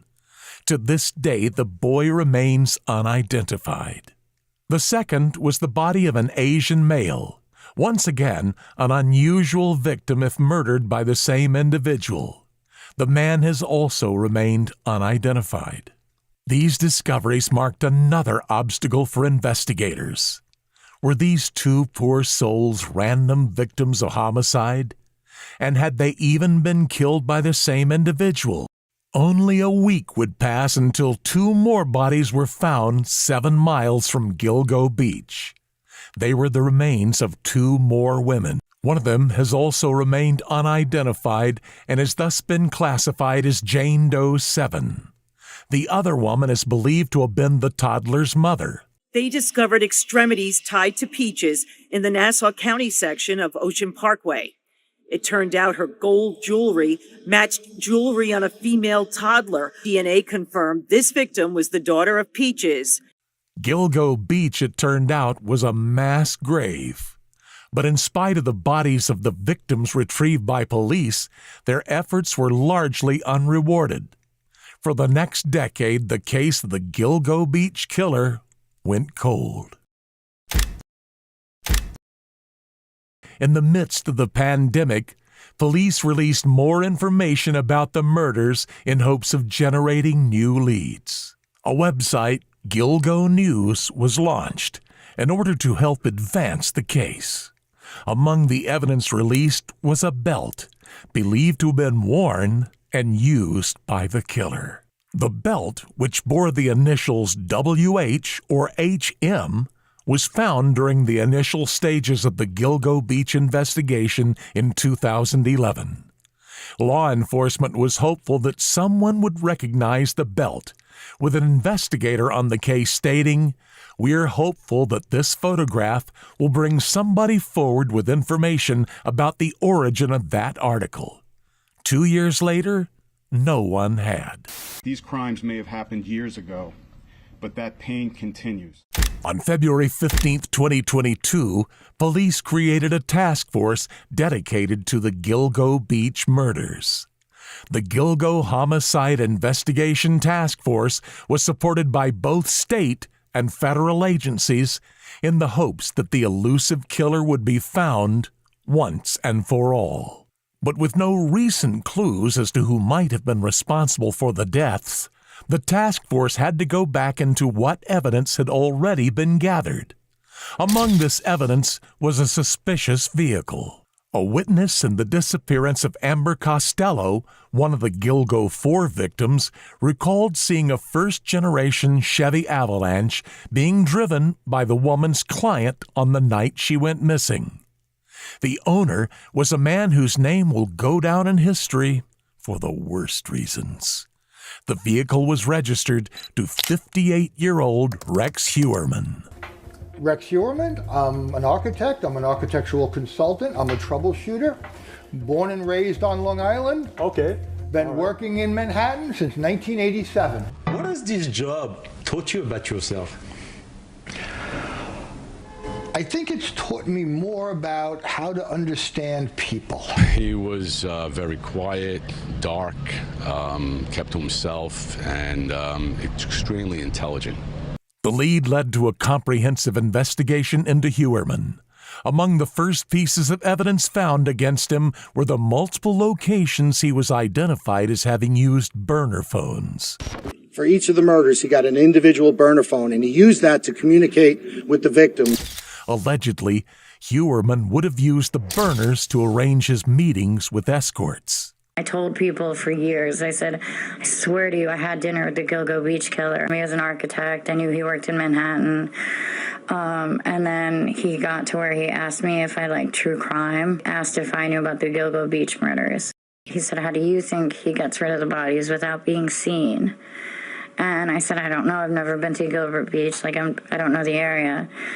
And he was like, well, it's really dark and desolate. Brass claims that Hewerman also spoke about Shannon Gilbert. About that Shannon Gilbert girl, the one from Jersey, you think that's connected? And I was like, I do. And he was like, yeah, me too. The 26th of January 2023 would mark a highly important discovery in Hewerman's investigation. A surveillance team observed and recovered a pizza box thrown by Hewerman into a garbage bin located in the front of 385 Fifth Avenue in Manhattan. A DNA swab taken from the pizza crust was a 99.96% match to hair found near the bottom of the burlap used to wrap one of the bodies. After a detective took 11 bottles for forensic testing from Hewerman's trash, it was determined that a strand of hair found on Waterman's remains matched the DNA on one of the bottles. The hair belonged to Hewerman's wife, Asa Ellerup. Another hair found on Costello's remains was also a match. On the 13th of July 2023, New York-based architect Rex Hewerman was arrested in connection to the Gilgo Beach murders. Rex, did you do it? Since the initial discovery of Shannon Gilbert's body, the remains of 11 total victims were found at the site. Hewerman, turns out, was a bit of a criminal mastermind. A lot of the investigation into the killer was performed in secret. As the district attorney on the case stated, law enforcement knew that the person responsible for these murders would be looking back at us. This statement would turn out to be scarily accurate. He tape recorded a reporter from 2012 reporting on the Gilgo Beach case. He made eerie sounds, eerie noises, and then he spoke. I hope you're enjoying your pizza. We had not ordered pizza. At the door was a Domino's pizza man with 3 boxes of pizza. Whilst investigating Hewerman's internet activity, police discovered the killer had been searching the internet for information on serial killers and how police investigate them.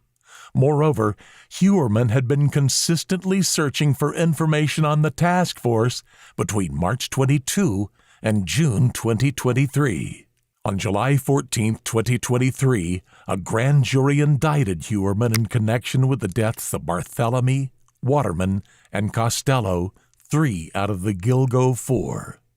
With regards to Brainerd Barnes, the 4th victim found in 2010, police have said that the investigation is still ongoing, but that there is substantial evidence connecting Hewerman to her murder. Shortly after hearing the accusations against him, Rex Hewerman broke down in tears. The suspect pleaded not guilty to 3 counts of first-degree murder and 3 counts of second-degree murder. He is currently being held without bail. But regardless of the evidence against Huerman, some found Huerman's reaction to the accusations entirely surprising. His defense lawyer, Michael Brown, was quoted saying, "I will say to you folks that it's extremely circumstantial in nature. In terms of speaking to my client, the only thing I can tell you that he did say, as he was in tears, was I didn't do this." He said from the moment I met him that I did not do this. But could Huerman actually be innocent? Authorities believe that the possibility is extremely unlikely, and those close to him seem to be coming to their own revelations, with Huerman's wife recently filing for divorce. Suffolk County Police Commissioner Rodney Harrison, who has been seriously involved in the investigation, spoke on Huerman's not guilty plea. Rex Huerman is a demon that walks amongst us, a predator that ruined families. The families of the victims seem equally convinced of the man's involvement. Sherry Gilbert, Shannon Gilbert's sister, said in an email to NBC News, "I'm just happy it happened sooner rather than later. The suspect, Rex, deserves to rot in prison for the rest of his life. He destroyed many lives, so while it won't bring our loved ones back, it does help that one less monster is off the streets, and he can't ever hurt anyone else." Although some may not appear entirely convinced of Huerman's involvement, the most important aspect of the investigation is that it is moving forward. Regardless of whether Huerman is proved to have murdered all 11 of the Gilgo Beach victims or not, they all deserve justice. In a recent interview, Suffolk County's district attorney was quoted saying, "This case is not over. This is only the beginning." Do you believe Rex Huerman is guilty? If so, do you think he is the author of all 11 murders? Let us know your opinion in the comments below.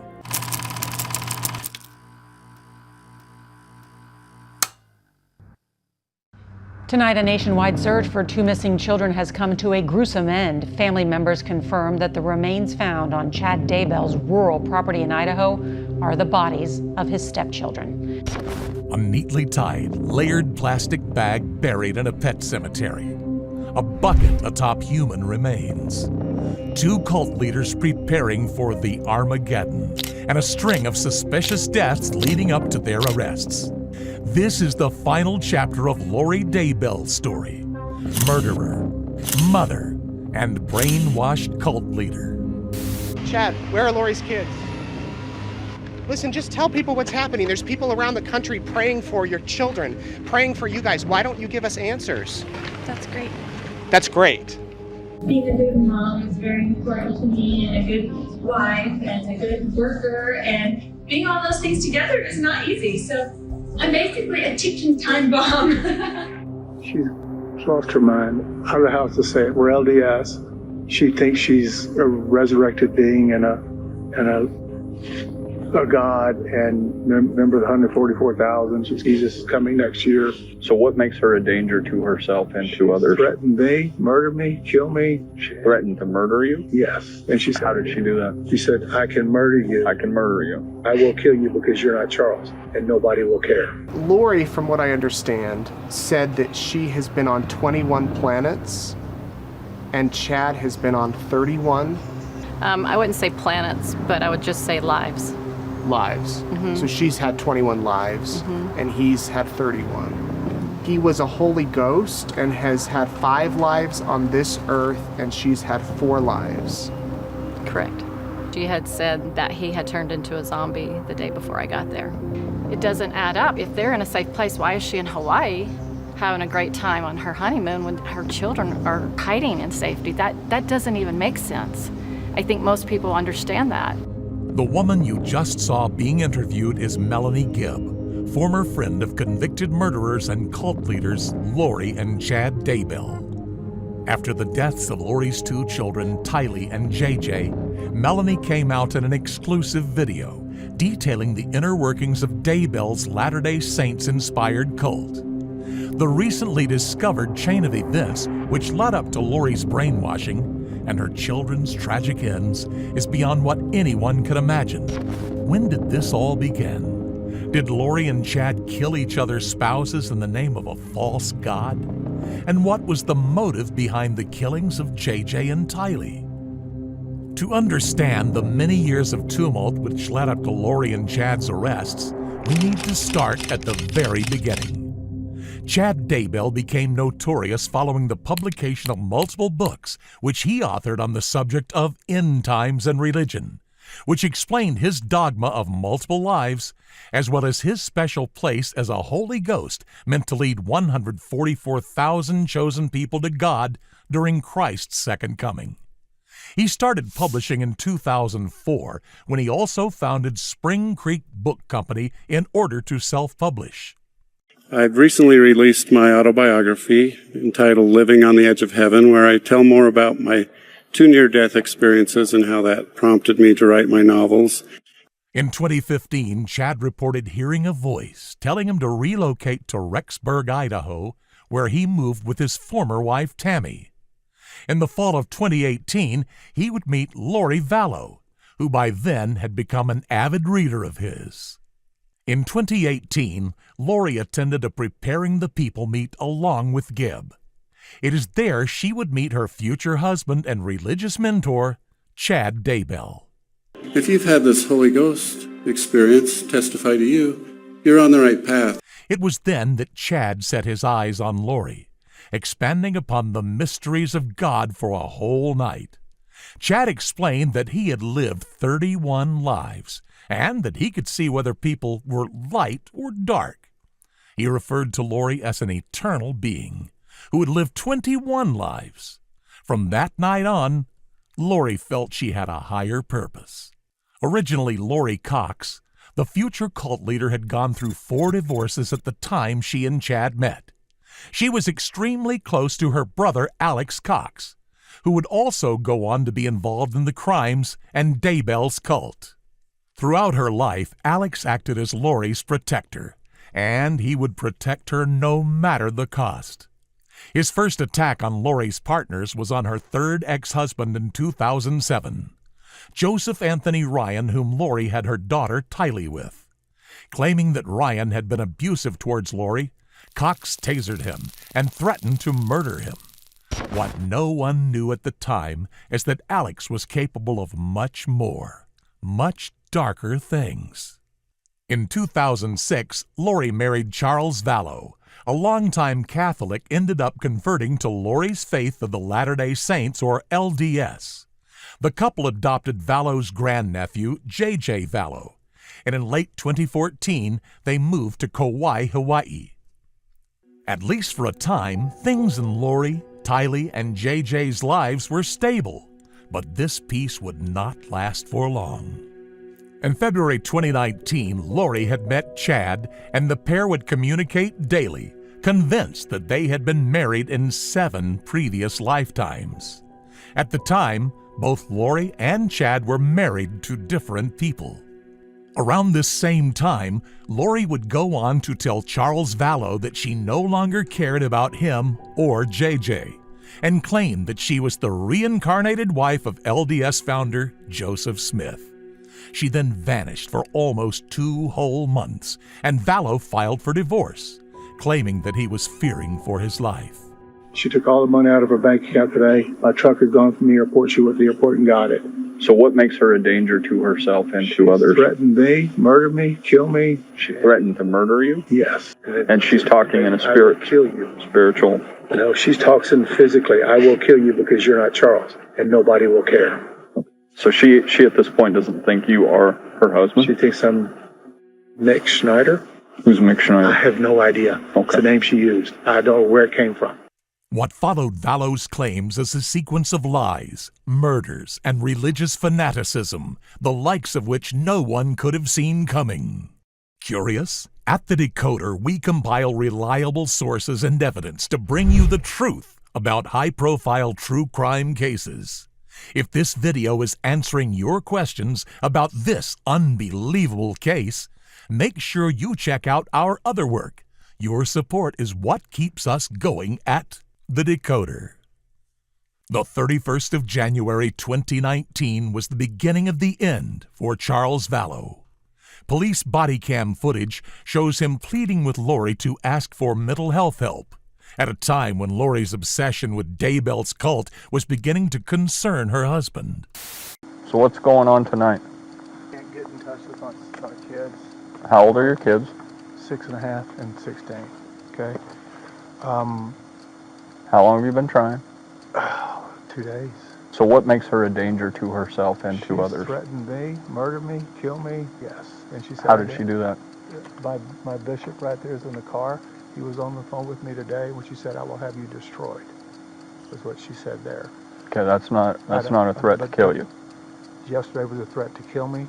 Okay. What did she say yesterday? She said, "You're not Charles. I don't know who you are, what you did with Charles, but I can murder you now with my powers."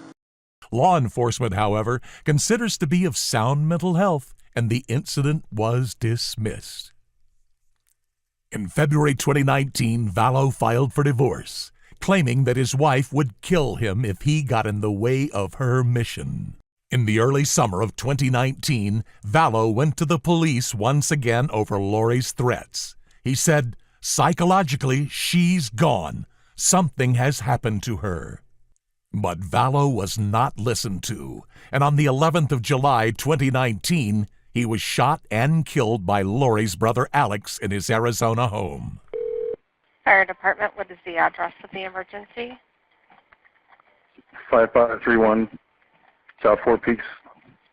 And is that a house in Chandler? Yes. And what is the emergency? I shot my brother-in-law Okay, what part of his body is injured?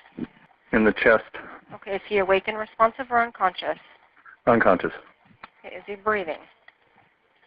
I can't tell. Okay, are you willing to go over to him and check? Sure. Okay, do you just let me know if you see his chest going up and down? How old is he? It's not moving. He's 60. Okay, and are you wanting to start CPR? No, I don't know how to do that. I can walk you through it. Okay. Where's the Okay. gun now? It's in the other room. Okay, just keep going with those compressions. Petey, did you have any other questions? Yes. What's your name, sir? My name is Alex. Last name is Cox, C-O-X. Who else is there in the house with you? Just me. What's his name, your brother-in-law? Charles Vallow. His last name, I'm sorry. V-A-L-L-O. Vallow. Police and medics are on the way to help you. Thank you. How long ago did this occur? Did it just happen? Yeah, maybe 5 minutes before I called. Okay. At that point, however, it had been confirmed that Vallow had been dead for at least 40 minutes. So yeah, if you can just kind of tell me kind of what happened. It sounds like some of this may have started last night or something along those lines. Right. So start where you think it makes the most sense. Okay, so, I told you, it's a crazy question. Well, he's always mad at me, right? Okay. And he doesn't want a divorce, but I don't like him and don't want to deal with him, so that's just how it is. Like, so we married for 14 years, we dealt with it for 14 years, of him being horrible to her. Me and him have always kind of not gotten along, like just since I was little. And so there have been a few times that we've gotten in fights and stuff like that, and so so I'm just kind of always scared of that. Yeah. He came over in the morning and he's like banging on the door. I'm like, oh great, here we go, you know. And I was just gonna be nice. I'm just gonna be nice as possible. And I had JJ stuff all ready for school. And so. Do you remember about what time he got there? He said he'd be there 7:30, but it was more like 7:40ish Okay. or 7:35. I don't know. Okay. But I remember looking at the clock, and he wasn't there at 7:30, and he's usually Mr. On Punctual. time. Yes. So I was like, okay. He was just being real smirky and real like jerky, you know, to me, and I was like ignoring him, whatever. And so he was like, And your brother lives there with you? No. Okay. He had stayed with me last night because I was worried he was going to come over and cause trouble with me. Okay. And just wanted someone else there, like my brother there, because I trust my brother. And So this morning he comes back in and... He comes back in, I wouldn't give him his phone. He was screaming at me to give him his phone. He was very worried about whatever was on his text that he did not want me to see. And so I was just holding it there, and he was screaming at me. And I was kind of walking towards around the house with it, so he couldn't get it. He was like reaching for it and stuff like that. And so Tylee came out of her room upset, and she had a bat. And she told him to leave her mother alone, like, right? So she was really, whatever. And he's screaming at her, don't you hit me with that bat, blah, blah, blah. Like, is there a reason you put the bat up? Yeah, he was walking towards my mom, and I just didn't want him to do anything, so I kind of just stuck out the bat. Like, my mom was right beside me, and he was right there, so it wasn't, like, between them. Okay. It was kind of just, like, I just stuck it out to be, like, keep your distance, kind of. When you say you didn't want him to do anything, what did you think he was going to do? Hit her. Okay. Yeah, it's, for the most part, been pretty, like, mundane, but there have been a few, like, violent times with him when I was really scared that he was going to hit me or hit my mom, like, just because everything was kind of crazy. So Tylee goes outside. Yeah, she was outside. And then what happened? Then they got up from that, and my brother had, like, stepped back, I guess, and then Charles was coming with me at the back, yelling at me to give him his phone still, because I had it in my hand. It was all really quickly, and then, and we were all right there in that room, except for the kids had been outside by that time, and I heard the gunshot, and... So you heard the shot? Did you actually see the shot, or did you just hear it? I had gone around to the kitchen to get away from him, and so back around. So I don't know if he went in the house. I didn't, so I'm a little bit of a disadvantage. Yeah, so I didn't see the shot. I heard it, and then I came back around and I saw that he was on the ground. Okay. And was freaking out. Yeah. And so I was just freaking out, and it just went into mom mode. I'm like, I've got to go to get JJ to school. I've got to get to the kids. I just felt like I got to get to the kids. And so I just went outside and to see if they were in there. Okay, I didn't want them coming back in the house when all that was going on. And you may not know this, so, because I know you heard the shot. Do you know at what point your brother had the gun? Do you know if he had it when they got in their first fight, or did he have to go get it, or do you know that at all? I don't know. Okay. I don't know. Does your brother normally carry a gun? Like, I carry a gun everywhere I go. Right. Like, I know he's a gun person. Like, he has guns and things. Okay. He's good with guns. Did you know that he had one with him? No. When he came over? No, but I wouldn't be surprised if he did, because he's very, very professional with guns. Proficient, professional. Responsible is usually a good word. Responsible with guns. As all the other witnesses had similar stories, police did not investigate murder further. But Lori acted strangely regarding the situation, telling JJ's school a completely different story. A school employee said, "Lori just told us that Charles committed suicide last week. I can only say it didn't feel right." Charles Vallow was a great father. He would do anything for his son. The staff at JJ's school says JJ wasn't told about his father's death until August 2019, what would be his last day in the classroom. He came in very angry. The whole day he kept saying, "My dad's not dead. My dad's not in heaven. My dad's just traveling. He's not in heaven." Lori would later be indicted for conspiracy to murder Vallow. In early September 2019, Lori, Tylee, JJ, and Alex Cox relocated to Rexburg, Idaho.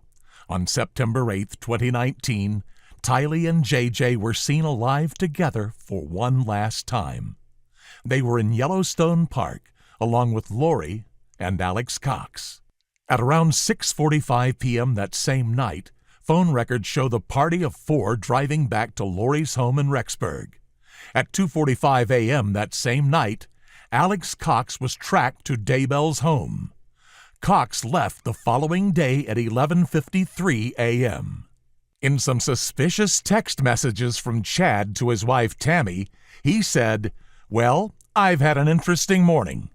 I felt I should burn all of the limb debris by the fire pit before it got too soaked by the coming storms.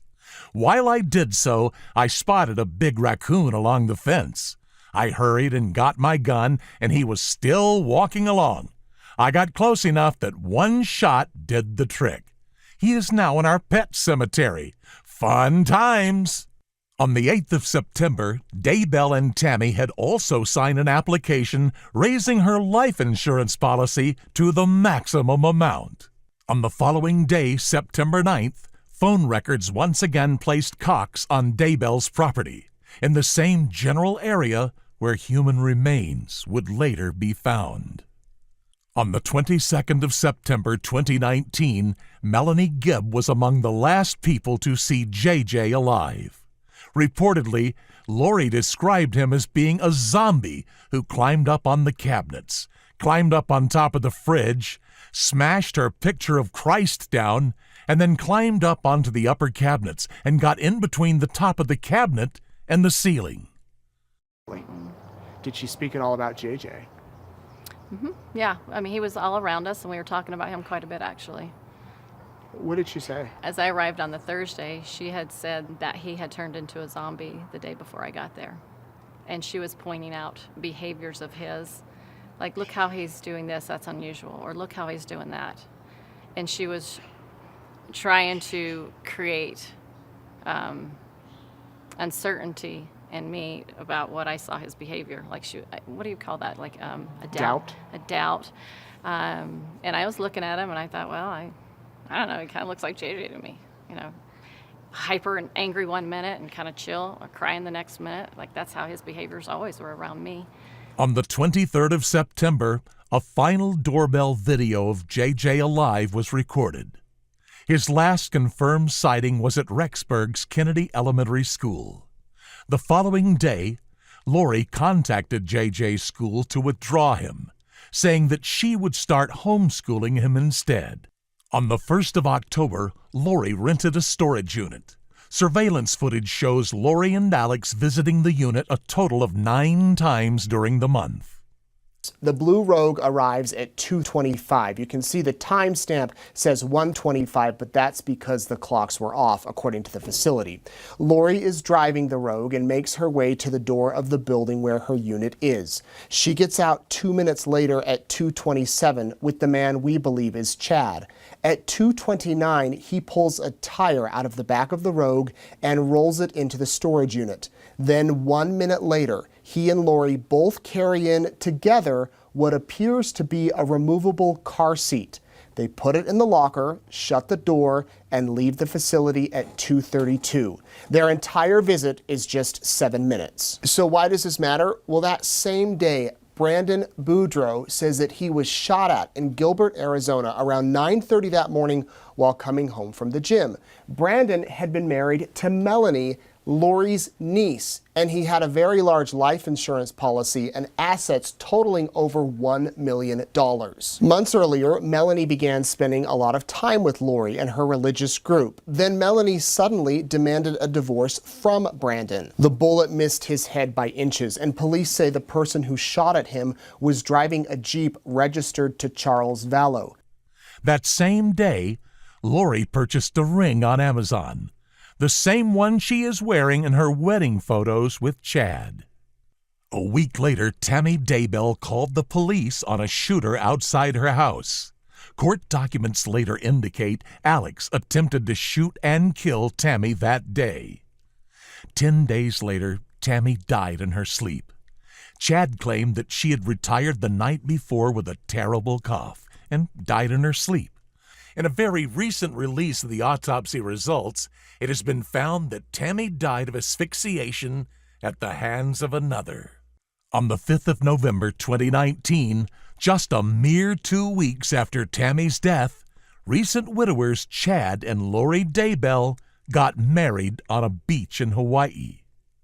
At that point, Tylee and JJ's grandparents were raising alarms regarding the children's sudden disappearances. At the same time, Lori and Chad were telling people in Hawaii, where they were residing, that Tylee had died in 2017, or even that Lori had no children to start with. These combined factors drew the police's attention. On the 26th of November, police raided Lori's storage unit. Inside it, they discovered the missing children's belongings.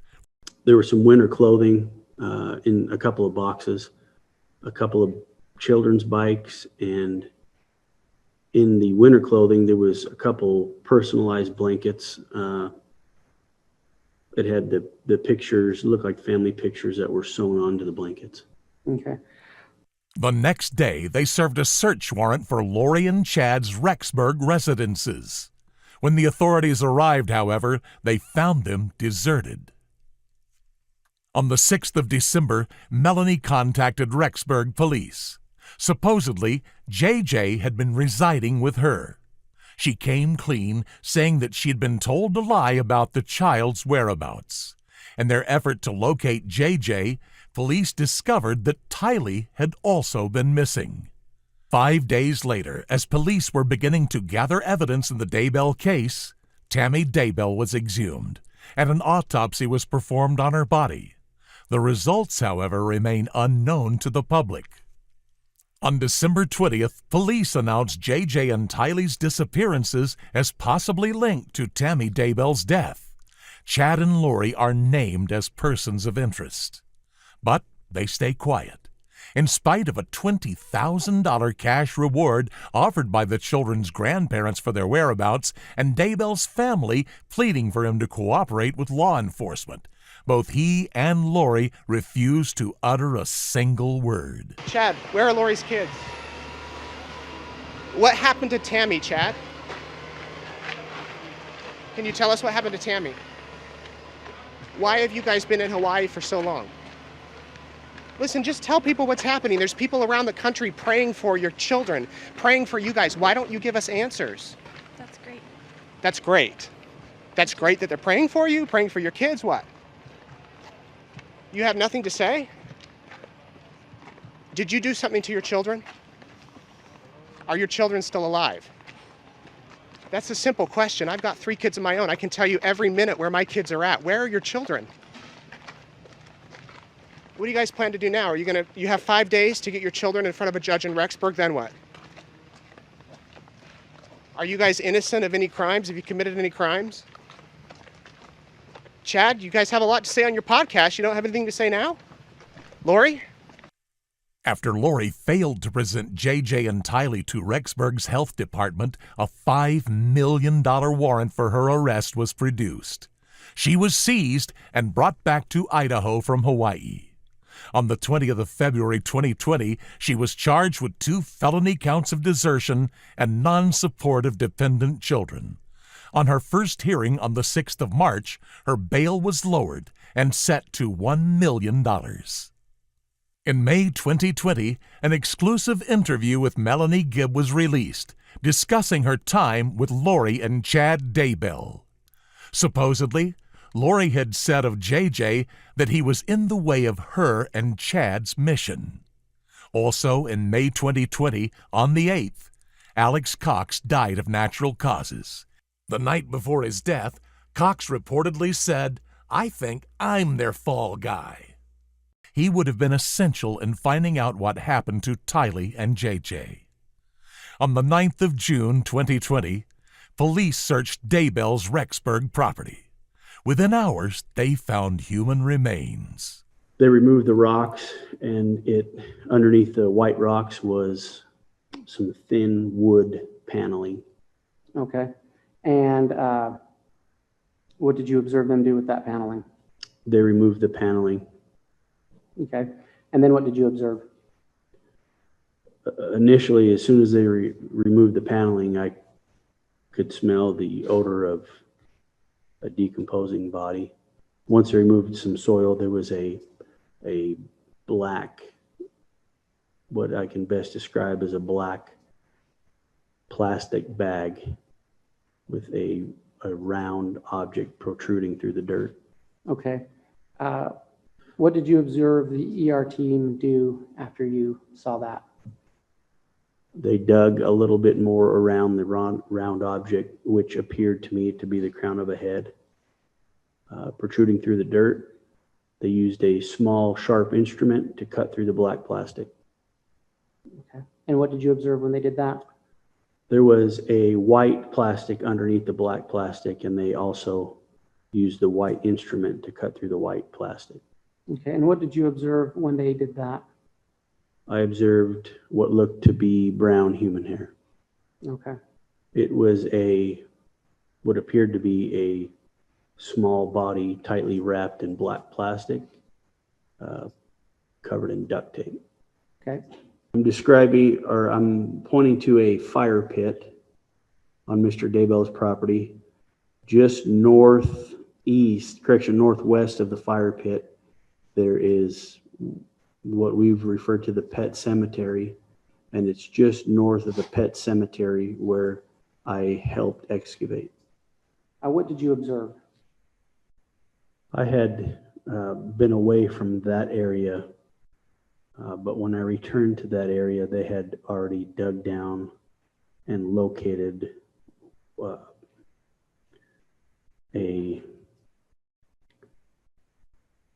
appeared to be a mass of burnt flesh and charred bone. The initial body that was found was JJ. A photo of JJ taken on September 22, 2019 shows him wearing the same red pajamas that were found on his lifeless body. And what you just heard the detective describe as a burned mass of flesh and bone was what remained of Tylee Ryan. Chad Daybell was also taken into custody on the 9th of June 2020.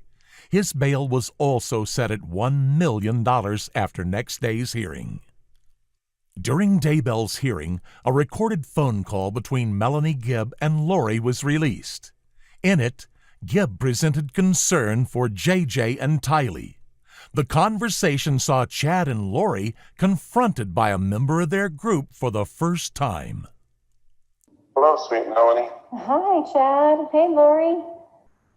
Hey, let me put on speaker. Oh, okay. All right. We're enough with the phone. How are you guys?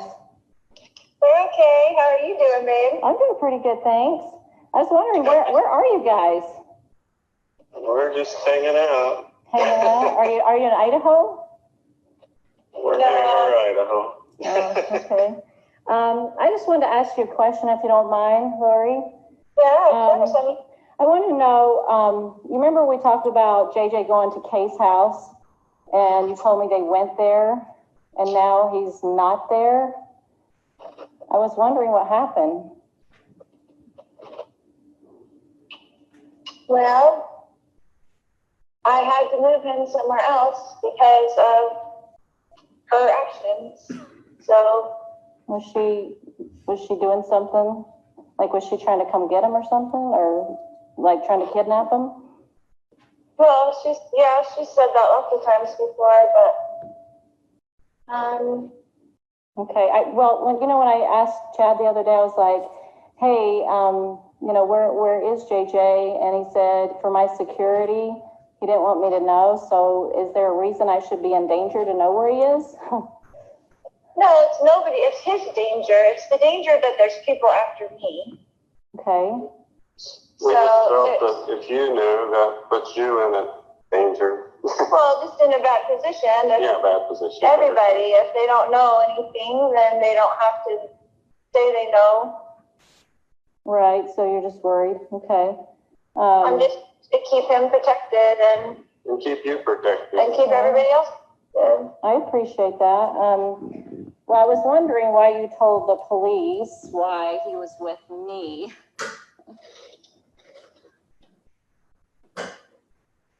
I just needed to have somebody so I wouldn't have to tell them where he really was, because they were going to tell Kay where he is. Oh, yeah. So do you think it's like your family, or, like your family, your dad, or, those people? Family, well, not my whole family, but as you know, most of my family is working against me and with her, basically. Yeah.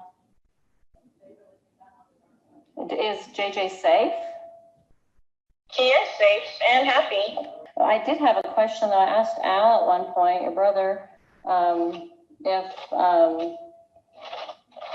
I wanted to know, like where he was, and he said I did not want to know, and that he could not be found. So what does that mean?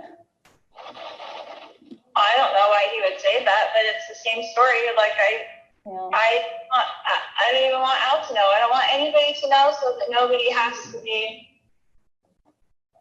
worried about it. You haven't shown me anything. I don't know why you're being controversial to me, or if you're recording this conversation for the police or whatever. I don't know what your intention is on this phone call. But I love you with all my heart, and I have forever, and I will always love you. I appreciate those words, but if you really love me, you wouldn't have told the police that I had JJ with me. Flashing forward to the 7th of October 2021, law enforcement released Charles Vallow's murder case.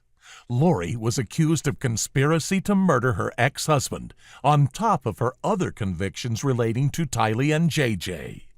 But in another turn of events, on the 11th of April 2022, Lori was deemed psychologically unfit to stand trial. A week later in court, Lori refused to speak. Her attorney asked for a not guilty plea to be entered on her behalf. Your Honor, she intends to remain silent. However, on the 26th of May, the prosecution announced that they will be pursuing the death penalty for Lori as well as Chad, whose death penalty pursuit has been announced earlier this year.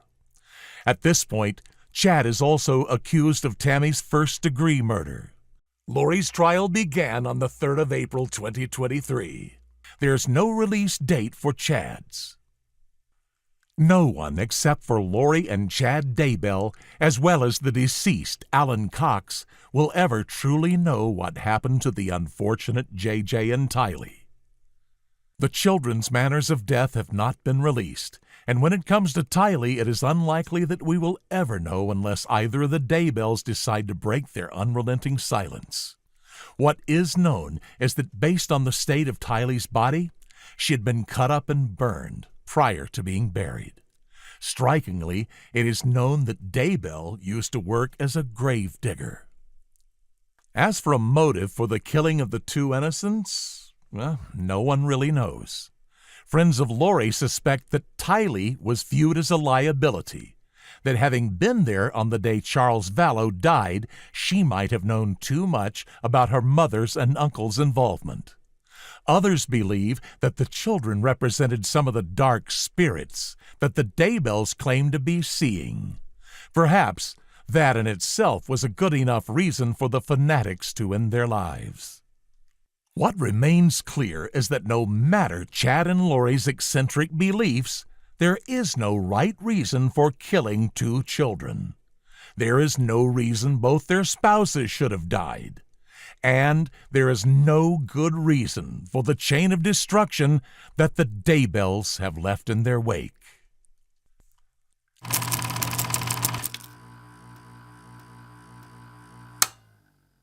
She boasted to have an elite relationship with her mother. The mother, who should be a great role model to her daughter, has brought about a critical trouble for her with the poisoning affair. Hi everyone. In this video, we will review the case of Mehek Bukhari, a well-known British TikTok video creator and social media influencer who, along with her mother, is charged with the murder of her mother's lover and his friend. So join me. Maybe together we find some new clues because the story is dark.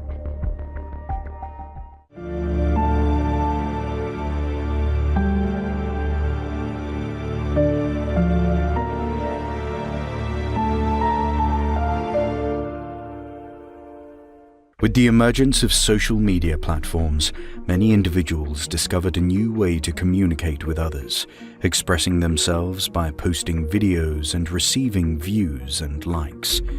Many of these people made a good fortune with their active presence on social media, and Mehek Bukhari is one of them. Before going straight to the murder charge and how this famous influencer got involved in it, let's have a quick look at Mehek's life. Mehek, known as Maya, was born in 1999 in England, UK, although her exact date of birth is unclear. She is a British national with Pakistani ethnicity. Mehek is a social media personality, particularly a TikTok and Instagram influencer, sharing videos about fashion, cosmetics, and lifestyle niches from her bedroom filled with designer clothing and footwear on her social media page. She could gain many followers upon creating makeup tutorials online and also participating in TikTok challenges. She had 129,000 followers on TikTok and 45,000 on Instagram, as well as over 3,900 followers on her channel on YouTube, where she was known as Maybe Vlogs. She has received 3.3 million likes for her videos on TikTok. Maybe Vlogs' net worth is estimated to be about $250,000 US as of October 2022. Mehek lives with her parents and brother in Tunstall, Stoke-on-Trent. Her father is Ali Raza Bukhari and her mother is Ansreen Bukhari, the managing director of City Security Plus. Mehek is reported to be very close to her mother, with whom she appears in most of her videos. According to some available information about Mehek, she studied in a private school in her hometown and then went to a prestigious university where she received a bachelor's degree in fashion. She goes regularly to gym to keep her body fit. She prefers homemade food and tries to avoid junk food since she is very concerned with her health. It seems that I have provided necessary available information about Mehek, but what happened that this TikTok star name made headlines? As it happened, Mehek's mother, 45-year-old Ansreen, a married woman with children, was in a 3-year affair with 21-year-old Saqib Hussain, whom she met on a dating app. In January 2022, Ansreen decided to end her relationship with the young man. Heartbroken Saqib expressed his love for Ansreen, or as he called her, Anzi, begging her to continue their affair. As Saqib had confessed to her sister, he had started the relationship as a bit of fun, but had fallen in love with Ansreen. As estimated by Saqib's family, he had spent between £2,000 and £3,000 on Ansreen during their 3-year relationship, taking her out to hotels and dining in restaurants. Meanwhile, he had recorded sexually explicit photos and videos of Ansreen with himself, which were later found on his Instagram account. As reported, Saqib had made 1,702 calls to Ansreen in the months before his death, lasting 5 seconds or less, while Ansreen had called him about 200 times, with just a handful lasting over 3 minutes. When Ansreen did not answer Saqib's calls, provoked by anger, he attempted to blackmail Ansreen to convince her to return his calls, and threatened her to send the videos and photos to Ansreen's husband and son unless she speaks to him. He said, "I'll tell him and make all your pics and video viral right now." On the other hand, Mehek was aware of her mother's relationship with Saqib, and while not approving, was trying to tolerate it. On January 4th, Ansreen confided to Mehek about the blackmail issue.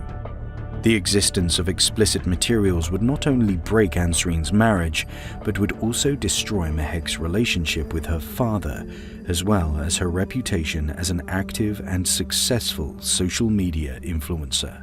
Considering the trouble they were facing, Mehek replied to her mother, Ansreen, "I'll soon get him jumped by guys and he won't know what day it is."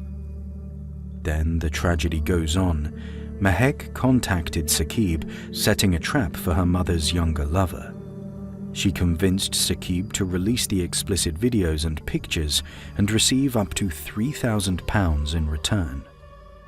Mehek had told Saqib that he could meet Ansreen in the car park of Tesco in Hamilton, Leicester, and hand over his phone. According to Mehek's plan, if Saqib did not want to hand the phone over, they would cause him a serious injury, or silence him forever.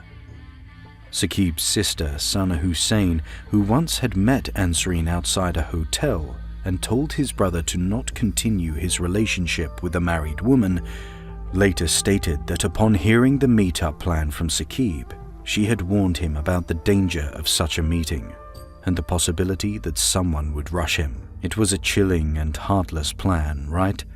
It ended more tragically when another man, an innocent person, got involved and killed as well. Let's go through the rest of the sad story. 21-year-old Mohammed Hashim Jazuddin from Banbury in Oxfordshire was Saqib's cousin and best friend. Early on February 11th, 2022, Jazuddin drove his friend on his silver Skoda Fabia to meet Mahek and Ansareen at the Hamilton Tesco car park in Leicester.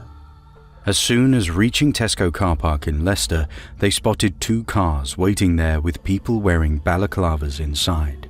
They got suspicious and fled up the A46. Those two cars left Tesco car park and started pursuing the Skoda Fabia, a pursuit that lasted over 10 minutes. During the pursuit, there was a phone conversation between Mahek and Saqib in which Mahek said, "Watch what I do to you." Being chased at up to 100 miles per hour along the A46, Saqib made a panicked call to 999, Leicestershire Police, telling the operator, "I'm being followed by two vehicles. They're trying to block me in. They've got balaclavas on. They're trying to ram me off the road. They're trying to kill me. I'm going to die. I just came to Leicester to see one of my mates who got to university here. They hit into the back of the car very fast. Please, I'm begging you. I'm going to die. No." Then his scream, followed by a loud crash noise, was heard. It was about 1:30 a.m. on February 11th, 2022. The Skoda Fabia smashed into the central reservation of the A46 dual carriageway by the Six Hills junction near Leicester, hit a tree, split into two, and burst into flames after being rammed off the road. Both Saqib and Jazuddin were killed instantly in the collision and could later be identified by dental records. According to PC Joseph Raddings, the first police officer who arrived at the crash scene, hearing popping and banging sounds coming from the car and realizing debris flung out from the wreck, made him quite certain that there was no chance for the car passengers to be alive. Police officers could see a body hanging out the remains of the nearside passenger seat, but rescuers could not help due to the severe flame. 4 hours before the horrific crash, Saqib had messaged Mahek requesting to speak to Ansareen. With her refusal, Saqib sent a message that read, "I'm going to message your dad. Show him all the proof, the pictures, the messages with her saying, 'I love you.'" Now you may ask how police could find out that this incident was not a tragic road traffic accident, but a murder case. Bear with me. I will clarify it as it was later explained by the police. The police had no doubt that Saqib and Jazuddin were murdered. The key indicator to this fact was the call that Saqib made to 999, explaining the issue and asking for help. For accurately investigating the crash, police referred to CCTV evidence, which showed the footage of the two cars which Saqib was talking about in his distressed phone call to 999, Audi TT and Seat Leon. With the cooperation of other forces, police could trace the Audi TT and Seat Leon. Later in the morning, and just 8 hours after the horrific crash, police went to Mahek and Ansareen's house for investigation. The Audi TT was rented by Mahek since her own car was left in the repair shop. While police were interviewing Mahek's brother about the car, she had a 14-minute call with another person involved in the crash, Reese Jamal, in order to fabricate a story to deceive the police. Mahek allegedly lied to police and claimed that she and her mother were going to Nottingham and accidentally ended up in Leicester. When Mahek was being interviewed by police, she admitted to know Saqib and that he had been harassing her.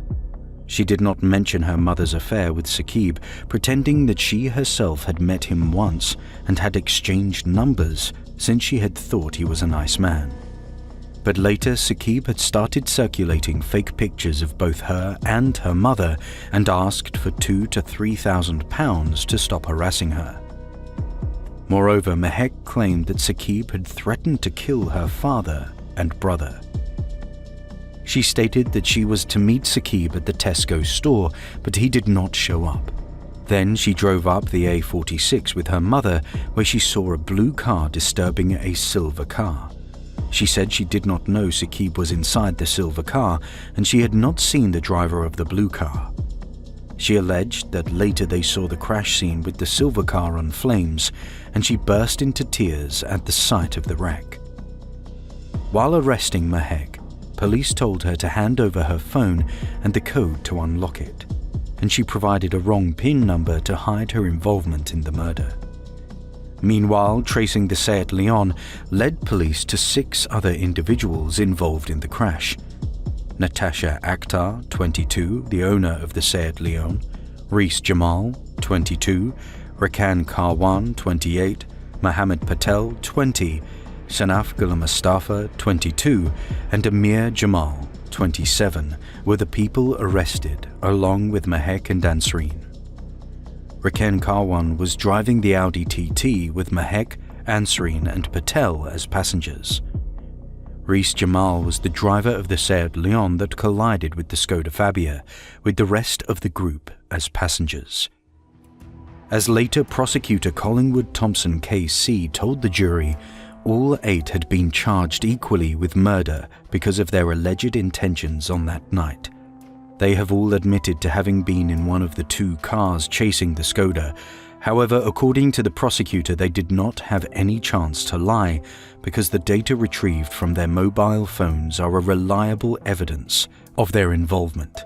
However, all 8 have denied a charge of murder and an alternative count of manslaughter. According to the prosecutor, the crash was certainly not a road traffic accident, since CCTV footage of the scene shows that after the crash, they pulled in to check on damage to the Seat Leon, while one of them had a balaclava on, as Saqib had told the operator. The Audi TT and Seat Leon, which were taken by the police to be forensically examined for possible damages, show other evidences. Nothing serious was found on the Audi TT, while the Seat Leon had damage to the front, showing its collision at more than 80 miles per hour with the rear of the Skoda Fabia. The sophisticated tracking computer on the Audi TT could give the police a lot of data about where the car was and how fast it was going at all points while chasing the Skoda Fabia.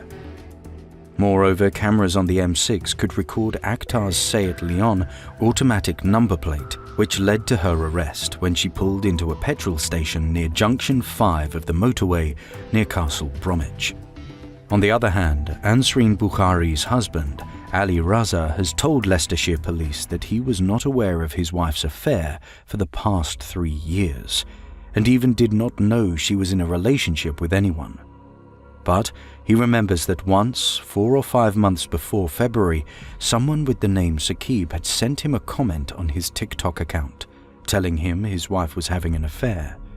He has stated that he had never told his wife about it, assuming it to be just nonsense. As the prosecutor has said, this case is about love, obsession, anger, extortion, and ultimately, murder.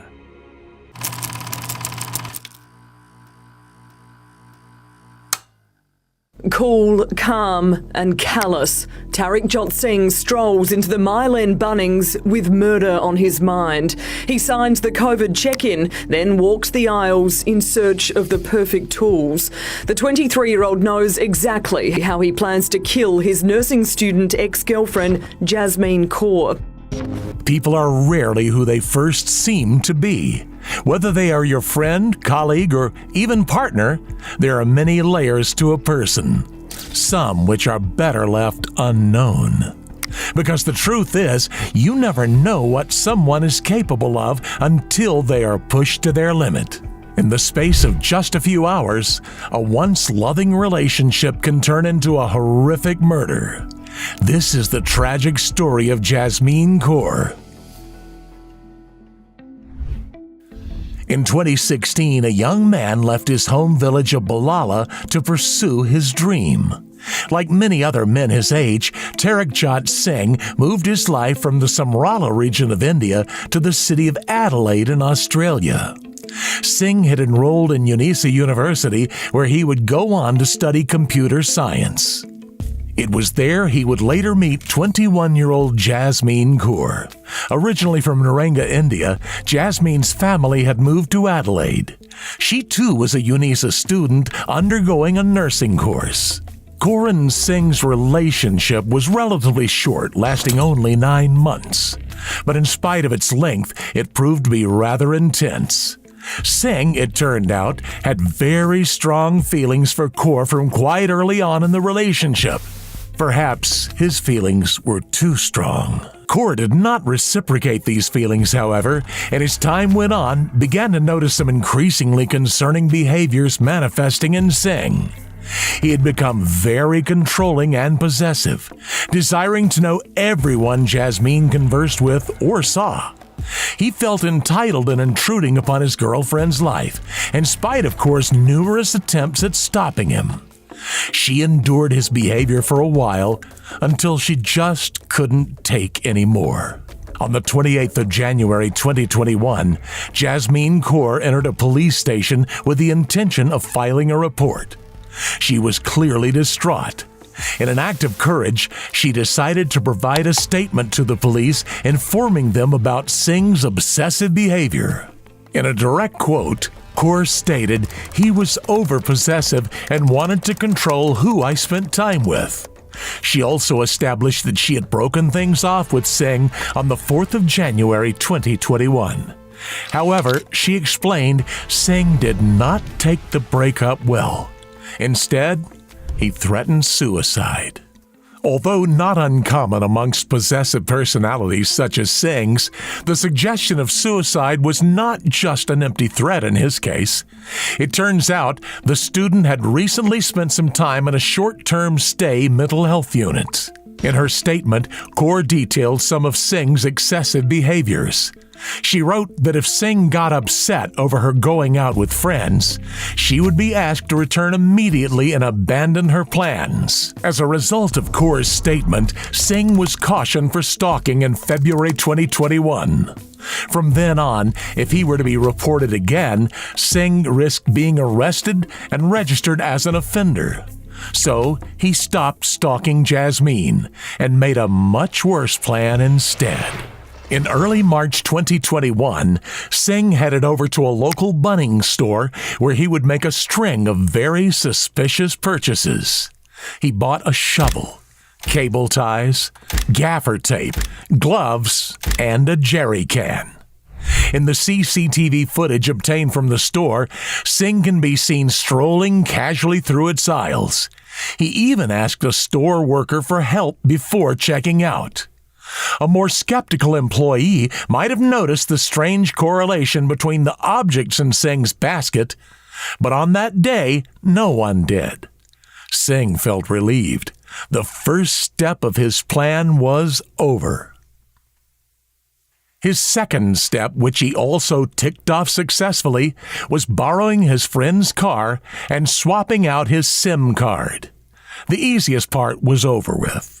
Singh hopped into the borrowed car, a blue metallic Commodore, and headed over to Southern Cross Homes, Jasmine's workplace. After finishing work, Jasmine walked over to the care home's parking lot at around 10 p.m. She would normally hop into her car and head home. But unbeknownst to her, Singh was also there, watching and waiting. In a moment's flash, Kaur was abducted by Singh. She would never be seen again. As feelings of panic and fear filled the unfortunate Kaur, it became more and more clear to her that Singh had hatched a plan. He was driving with purpose. But where? And why? At around 10:46 p.m., a safety cam captured the blue car. They had reached Virginia. They were later snapped by another camera near Two Wells at 12:09 a.m.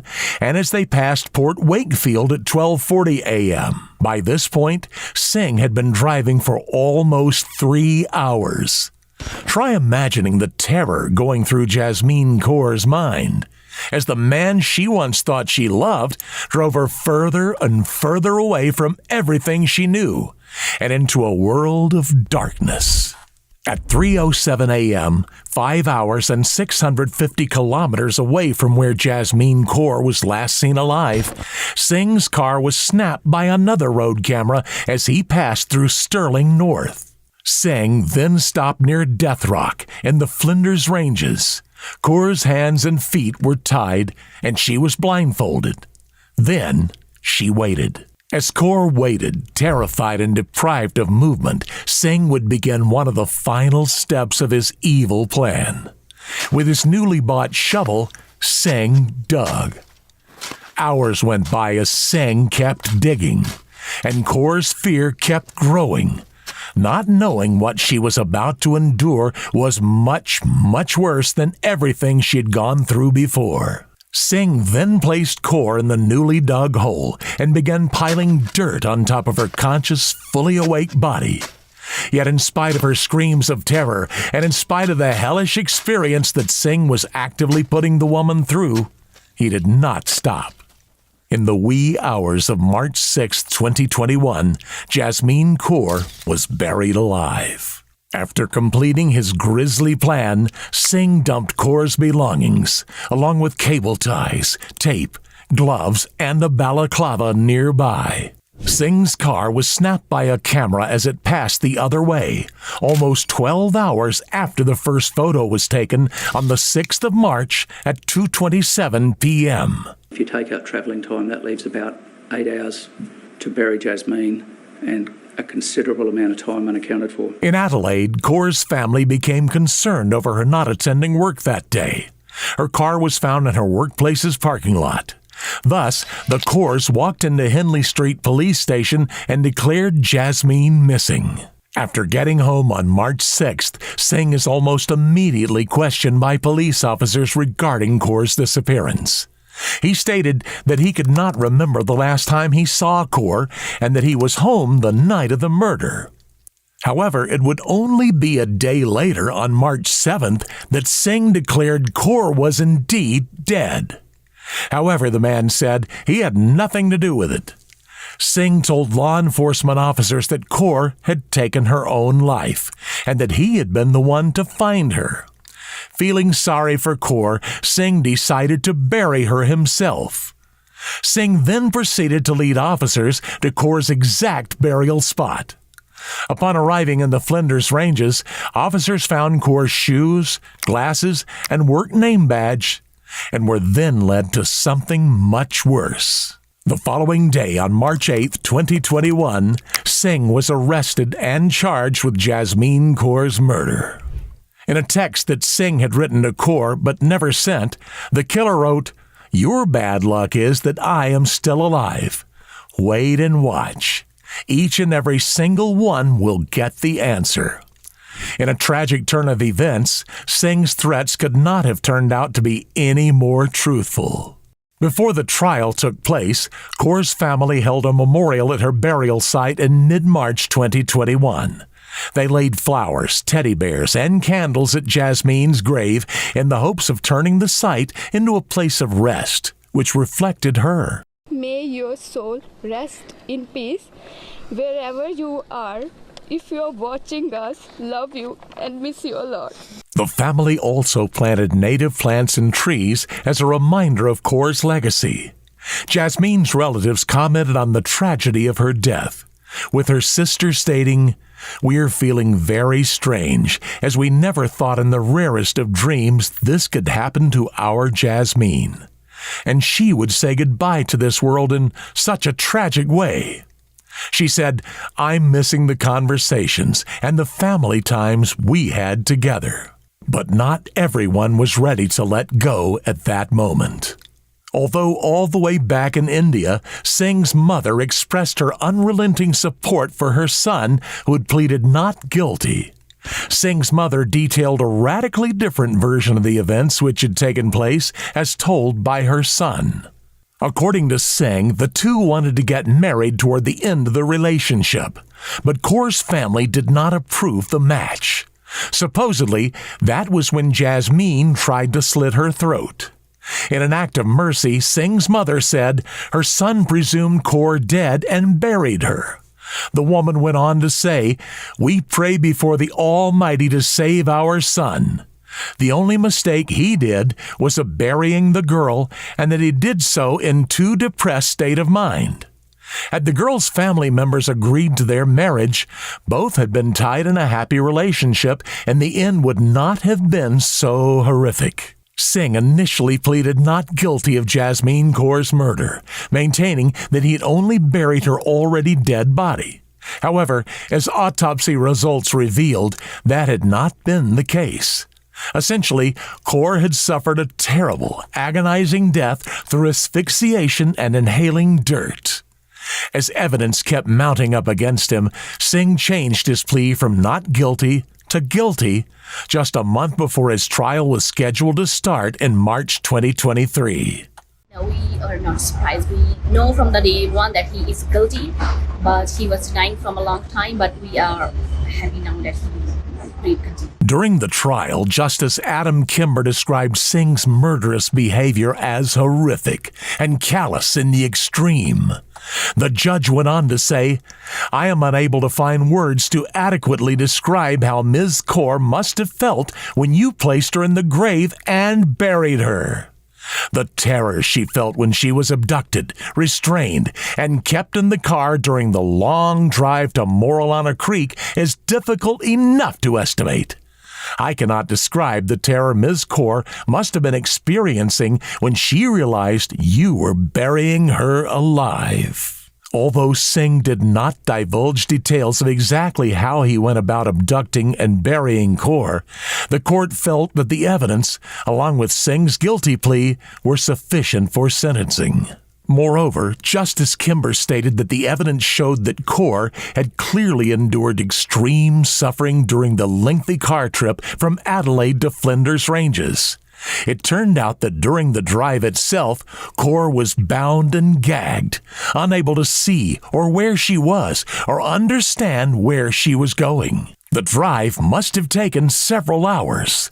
Throughout that trip, Ms. Kaur must have been terrified. "You cannot have cared," Justice Kimber said. "You dug a grave and you buried her while she was still alive." According to Kimber, Singh had been methodical, showing clear intent in his actions. There was time for reflection. There was time to depart from the plan. You killed Ms. Kaur in order to punish her for not wanting to be in a relationship with you and for going to the police. The mandatory sentence for murder in Australia is life imprisonment. As a result, Singh was sentenced to almost 23 years in prison without the possibility of parole, and will probably end up spending his entire life locked up. It is also believed that Singh is likely to soon be deported back to his home country of India. Following the trial, Jasmine Kaur's mother, Rajpal Kaur, made this emotional statement. "Today I do not feel happy. I wish that I was not giving this statement and that Jasmine was still alive here by my side." She said, "I talk to her every day. We say goodnight to our children, don't we? So I always say goodnight to my daughter." Justice has prevailed, and I cannot begin to express our relief. We welcome the sentence given. But what I can say is that my family and I have already started our life sentence, having to spend the rest of our lives without Jasmine. What do you think of this tragic story? Do you think Tarakjot Singh was mentally ill? Let us know your opinion in the comments section below.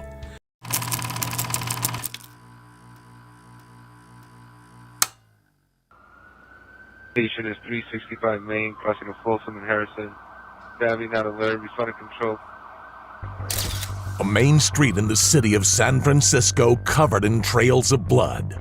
The side of a building stained all over by the hand of a man lying face down on the pavement. The murder weapon and the killer are nowhere to be found. And the man He was not just a random victim. Bob, can you just kind of introduce yourself to the audience? Tell us who you are. I sure can. Nowadays, I'm the CTO of Square. We're a company that enables you to accept card payments. Prior to that, I was at Google for about 5.5 years. One of Bob's early projects at Google was to build part of the Android operating system, which sits on more than half the phones in the world. I mean, imagine that, being able to be part of a product that more than half the world uses. If you have an Android phone, you have Bob Lee to thank for the operating system. 43-year-old Bob Lee had a life envied by many. He was exceptional in what he did and had become a legend in the field of tech. He had a beautiful, healthy family with 2 young daughters bound for success. His company, Cash App, had skyrocketed in the past years. In every respect, Bob had made it. He was living the American dream. I'm Bob Lee, and I'm MobileCoin's freshly minted, not mine, that would be Bitcoin, Chief Product Officer.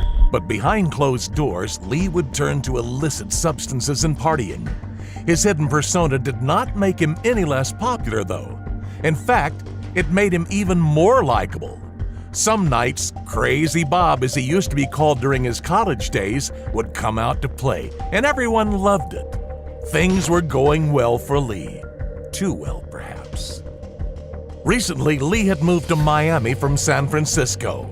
He was busy building his new Floridian life when he was called back to his old town for some unfinished business. That is where disaster struck. That is where, in a completely unexpected turn of events, Lee would end up bleeding out on the pavement, ignored by passers-by until his very last breath. But how did it get to this? Let's start at the beginning. Bob Lee moved to San Francisco in 2004, where he started working as an engineer for Google. There, he led Android's core library team.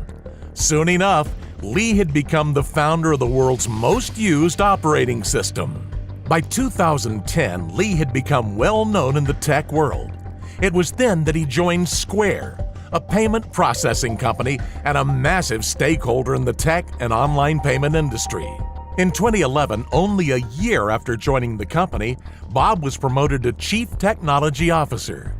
It was in 2013 that Lee co-founded Cash App. But Lee wanted more, and he knew he could achieve it. In 2014, Lee resigned from Square, and in 2015, he became the CEO of another company, founding the chat group app Present. The app was aimed at connecting women and helped host the 2018 Women's March in San Francisco. In 2019, Lee moved to the affluent San Francisco Bay community of Mill Valley. In 2021, he became Chief Product Officer of MobileCoin, with the hope that the company would help the hundreds of millions of unbanked people worldwide by giving them access to digital cash. MobileCoin received $66 million in venture backing. It was a success. Lee moved to Miami in October 2022 and was quoted saying that the move was partially influenced by the rising crime rate in San Francisco. But Lee still traveled between San Francisco and Miami for business.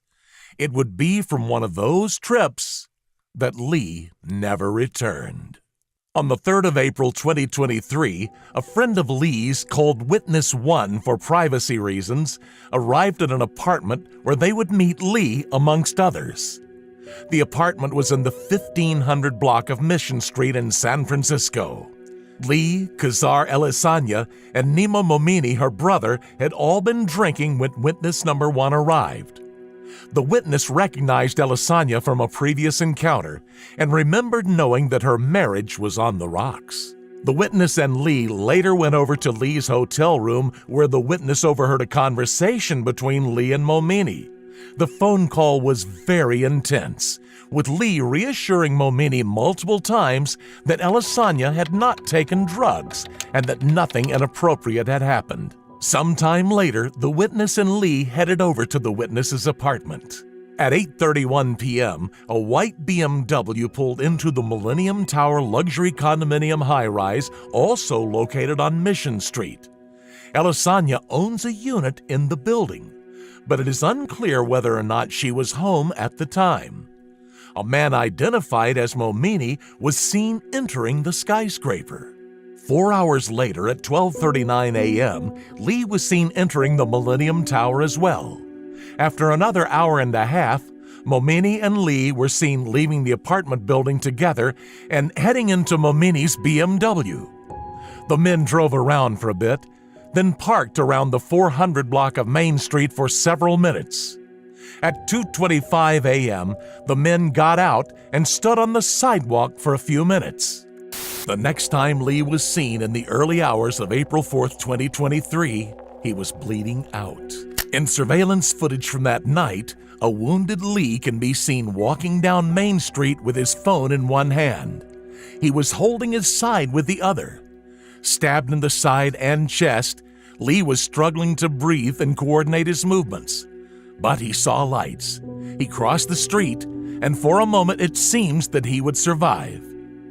He went right up to the parked car and lifted his shirt up, using the last ounce of energy he had left.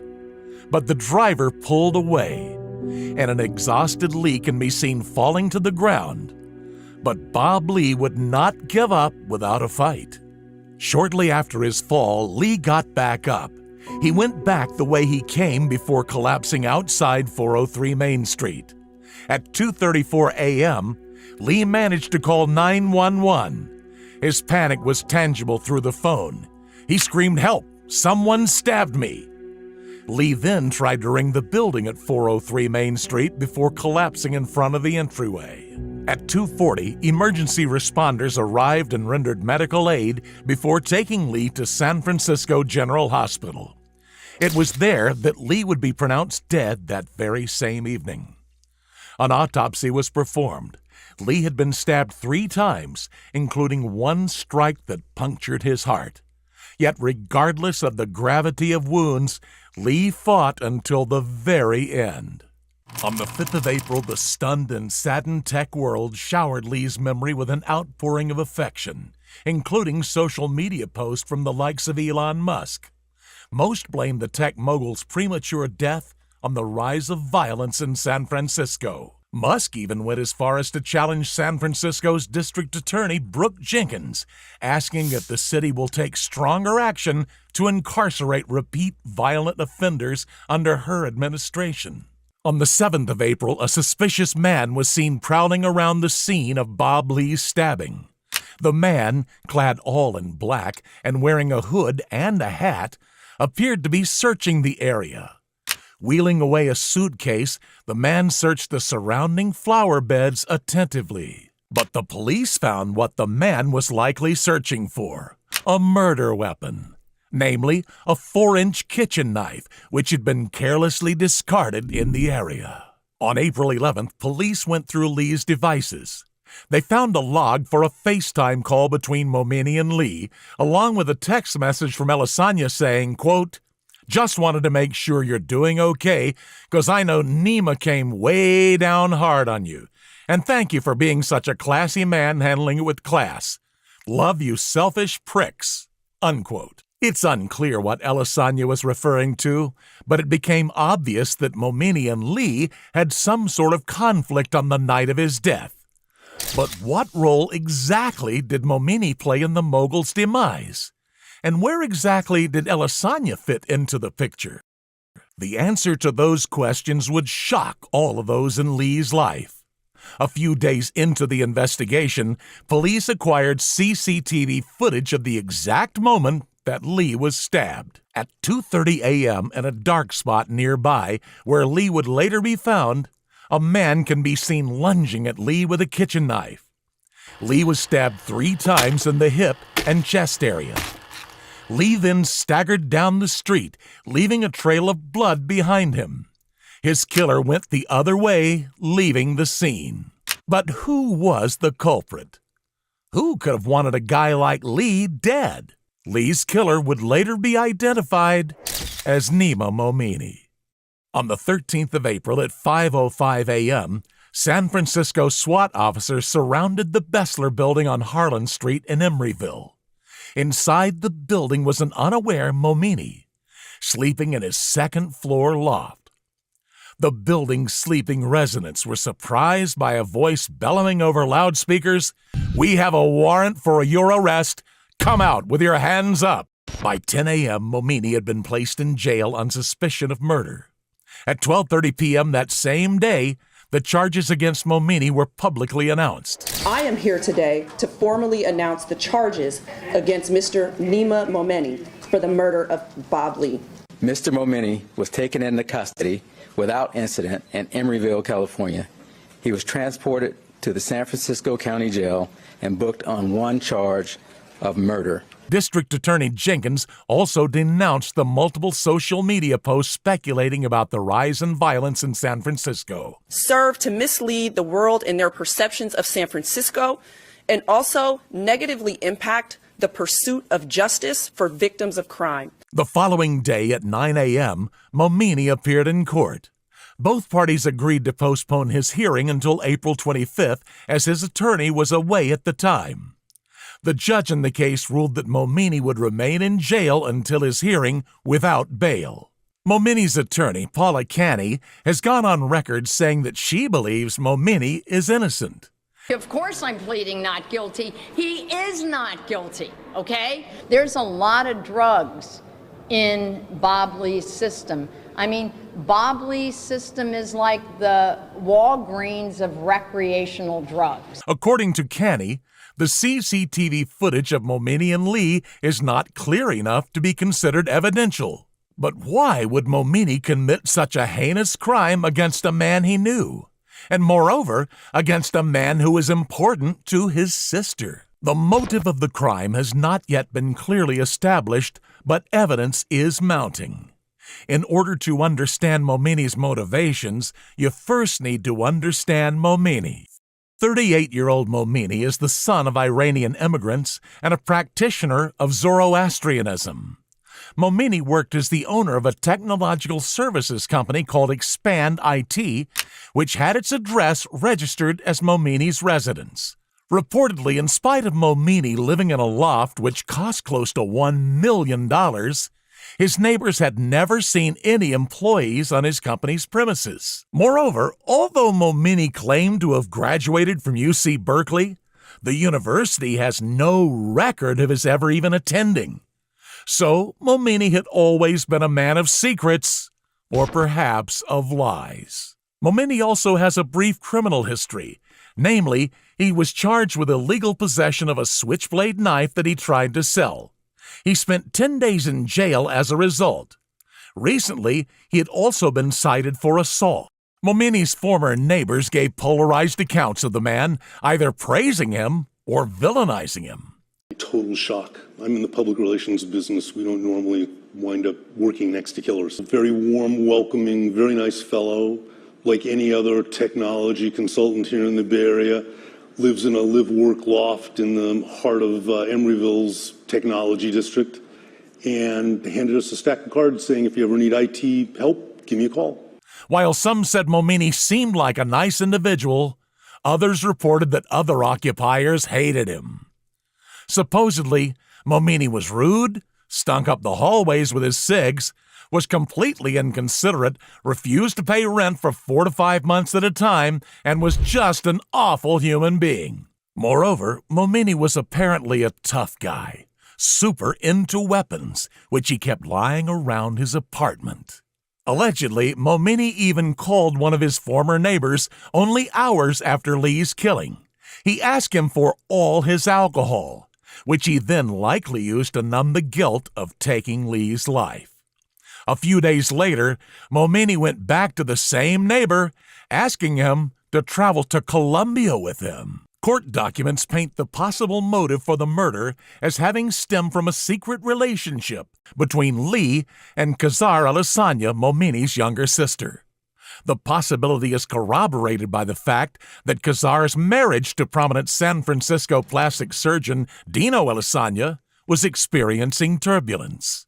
But Lee's supposed relationship with Alessandra was not Momini's only issue. It is alleged that Alessandra had a substance abuse problem and that Lee was encouraging it through his own behavior. It has been discovered that only a few hours before his killing, Lee and Elisanya had visited an alleged drug dealer's apartment together. The apartment is home to a man convicted in 2022 of felony possession of a controlled substance with the intent to sell. During police raids of the man's previous residences, police found a variety of drugs, including MDMA and LSD. Prosecutors described the individual as deeply engaged in the trafficking of controlled substances. Kamira Kuducevic, an alleged friend of the Momini siblings, has also commented on their relationship. It appears that Khazar used drugs so frequently that it caused a rift between her and her brother. This, along with how Momini was always playing Big Brother and looking after her, paints a picture of distrust between the two siblings. Kuducevic had also been told by Momini to not offer his sister drugs. Eventually, Kuducevic wrote to Elisanya in order to ask Khazar to stop calling her. She was basically asking me to buy drugs with my money, she said. Khazar and Lee had met in 2020, and an alleged romantic relationship bloomed between them. Additionally, to both Lee and Khazar being married at the time of their meeting, Lee was also known for his substance abuse. Tirana Ipakchi, a close friend of Lee's, said he liked to unfortunately do a lot of drugs. But what might have seemed like a playful affair to Lee was a matter of life and death to Khazar's overprotective brother. And the unfortunate tech mogul would come to find this out the hard way.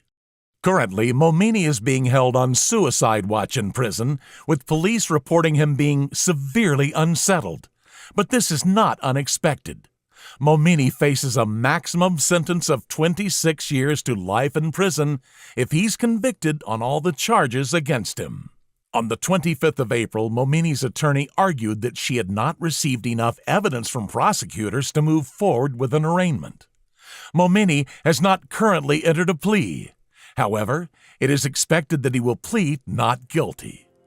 Rick Lee, Bob Lee's father, posted saying, "I just lost my best friend." And what did Lee lose his son over?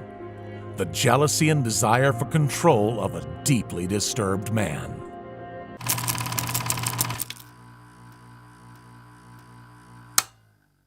Good evening. Some of the country's top rap music artists have been paying tribute to a Birmingham rapper who was stabbed to death at the weekend. 18-year-old Joshua Rivera, whose stage name was Debs Man, was seen as a rising star. Every time that I see your face, I feel the pain. When I'm on road, just knowing that you ain't here, don't feel the same. I miss you, bro. Love you, bro. Swear I wish I could hug you, bro. I need you, bro. A rising star honoring his tragically murdered friend. A jealous rival looking for any excuse to swing a knife. An 18-year-old boy with a stab to the heart, fighting to survive with every cell of his being. This is the tragic story of the artist known as Debs Man and his premature death on the night of September 20th, 2013.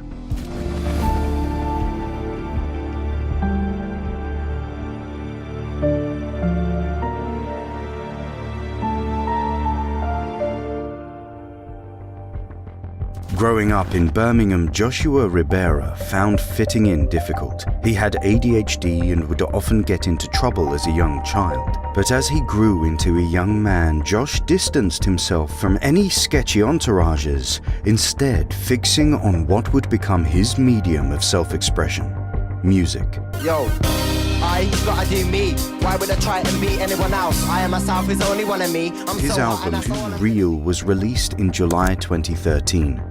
In just a short amount of time, 18-year-old Rivera had climbed to the top of iTunes hip-hop chart. But in spite of being a rising star of the grime genre, Rivera was an openly sensitive artist. He posted photos with his grandmother, Linda, for his followers to see, and his most listened track to this day is a song called One Love. One love to the man in my circle, we're gonna make it, yeah, that's for certain. One love to the haters pushing me to pick up the mic and keep making.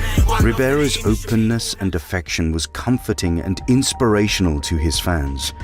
But what many did not know is that it had come from a place of pain. In 2009, Joshua's father, Anselm Ribera, was convicted of murder. On the 9th of January 2009, Ribera and 2 other men armed with a handgun and a sledgehammer burst into a post office with the intent to rob it. The office was located in the quaint village of Fairfield, Worcestershire, and was precisely the sort of place an armed robbery would have been nothing short of unexpected. Kenneth and Judy Hodson Walker were inside the post office when the attack happened. Their son, 29-year-old Craig, ran down from their flat in an attempt to defend them from the robbers. Armed with a cricket bat, the young man had no idea what he was up against. Unwilling to take any damage, 34-year-old Ribera shot Hodson Walker at point-blank range. But Ribera was actually supposed to have been imprisoned long before this incident. Ribera's details were circulated on the police national computer in September 2008 after his DNA was matched to evidence recovered from 2 post office robberies a few miles apart. The 2 previous robberies had taken place in March and May 2008. Ribera therefore already has a reputation, but it took the death of a 29-year-old innocent for him to be detained. Ribera was sentenced to 21 years for attempted robbery, another 21 years for possession of a firearm with intent to endanger life, and 34 years for attempted murder. The other 2 men involved in the attack were given similar sentences. Ribera left behind Josh, his teenage son, after taking away the life of another young man, shooting him in the heart. Ribera would be struck with a very harsh truth only 4 years later, that history is bound to repeat itself, this time at the expense of his own child. Alison Cope, Joshua Ribera's mother, recalls the lifelong impact that his father's actions had on him. When I said the word murder, Josh just demolished the front room. He smashed everything up. He was crying. He was angry. His dad was the scum of the earth, as was quoted in a newspaper. His dad was a murderer. His dad had destroyed a young man's life. The police were stopping and searching him and saying things like, "Where's your dad, Josh?" And then he would erupt. Josh's behavior took a wrong turn after the conviction of his father. But after being sent to a young offender institution for theft, Ribera became set on turning his life around. The crime scene, my team are running it still. And the way that I'm spitting is nothing but ill. My man don't want it with me though. You best to go make His music career was quick to take off amongst fans of grime. Prior to his debut album, Ribera's biggest success was his win at the Lord of the Mics rap battle in 2012. Man is a heavyweight. Am I a heavyweight? No, it's cool. I got the heavyweight flow when I tear down any stage show. But the star's life, known under the stage name Depsman, would be tragically cut short only a few months after the release of his first album. This is his story. On the 20th of September 2013, Ribera headed over to TC's club in the Selly Oak area of Birmingham. The rapper was attending a fundraiser event for Kyle Sheehan, a former friend who had been fatally stabbed at the age of 16. Sheehan's death had taken place exactly a year before, on the 21st of September 2012. The aim of the fundraiser was for a headstone to be placed on Sheehan's grave. Sheehan was walking back from playing football when he was stabbed in the leg in Bartley Green Park. He would later pass away as a result of the 28th of September. He went through such a lot from Friday. As you know, his leg was amputated, his kidneys failed, his liver's failed. He just, bless him, went through so much. Somebody needs to come forward and let us know, because we're in limbo now. We can do nothing until somebody, Carl had lots and lots of friends, and somebody needs to speak to the police and just, don't let him die in vain. We need justice for what happened to him.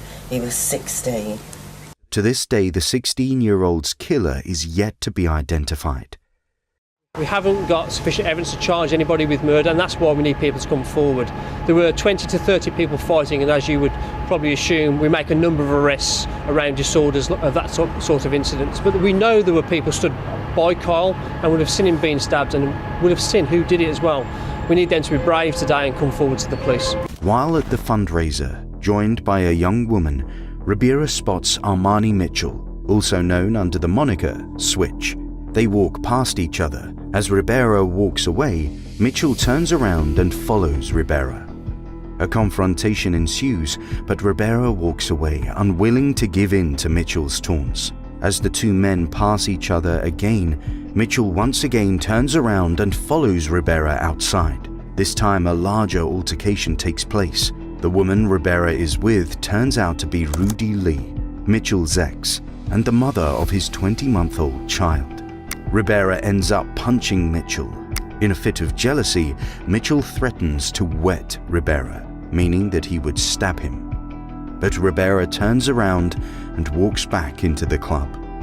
Eventually, Mitchell is thrown out of the venue, but he returns wearing a different set of clothes. This time, he is also bearing a hunting knife. As Ribera leaves the club, Mitchell, along with another man, can be seen following him. In a final confrontation, Mitchell swings at Ribera, stabbing him through the heart. Then he flees the scene. Hanging on to his life, Ribera walks back into the club, using his t-shirt to relieve his bleeding heart before collapsing. A woman at the scene performs CPR on him before paramedics arrive. In his final moment of consciousness, Ribera whispers to the name, Switch, to the paramedics. Surgeons performed open-heart surgery on Ribera for 6 hours, replacing all of his blood. The young star suffered 5 cardiac arrests on the operating table before finally passing away. I can't remember the drive home. I just remember coming in here and it being left how it was when I left the previous evening. Josh's bedroom door was open, trainers, aftershave, as he'd left it, and then I just sat on the kitchen floor. I don't know why, but cold surfaces kind of kept me alert. So in the hospital I sat on the floor. At home I came and sat on the kitchen floor on the tiles, and then I just screamed and screamed and screamed. Is this video answering your questions? Want to know more? Make sure you check out our other videos for more true crime stories like this one. Shortly before 11 p.m. on the 20th of September, local police received a report of a stabbing having taken place at TC's club. It is around 11:45 p.m. on that same night that 18-year-old Armani Mitchell turns himself in at a police station in Dudley. His accomplice, a 19-year-old from Edgbaston, is also arrested after turning himself into Bloxwich Police Station the following day. He is later released. As soon as Debsman's death was made public, online tributes from fellow artists and fans alike started pouring in. I can't actually describe it. He's not gone to me. Like, as you can see, he's not gone anywhere. When it's somebody this young, it pulls people up short, and therefore people are much more, I think, confused, possibly angry, and maybe even full of a bit of despair. And therefore that makes it a much more raw occasion for people. Many of his songs were reposted online in the outpour of grief, including his tribute to Kyle Sheehan, the friend whose memorial Ribera had attended on September 20th. The news of the stabbing shocked the club's local community. One local resident was quoted the next day after Debsman's death. "I can't believe it would happen around here. This is a student area, not a bad area. There's no one around at the moment because of the holidays, so I have no idea who would be around. It makes you worried to be out in this part of Birmingham at night." Although Mitchell, the police's primary suspect, remained in custody, he denied murder. There was a huge lack of information regarding what had actually happened that night. To this day, there are still parts law enforcement believe to be missing from the timeline. In November 2013, police released images of 10 witnesses that they wanted to speak to in connection with Ribera's death. The motive for the stabbing was still unclear, and there was a possibility it might have been linked to organized crime. Joshua's mum, Alison Cope appealed directly to those in the images to come forward.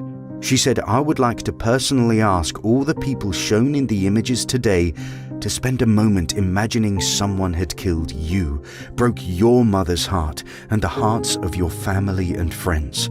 Would you want people to come forward for you and for your mother? Yes, you would. Don't be seen as the person who didn't help put the pieces together in this investigation. You might feel the information you have isn't important, but it is. And I need you to help me. So please contact the police."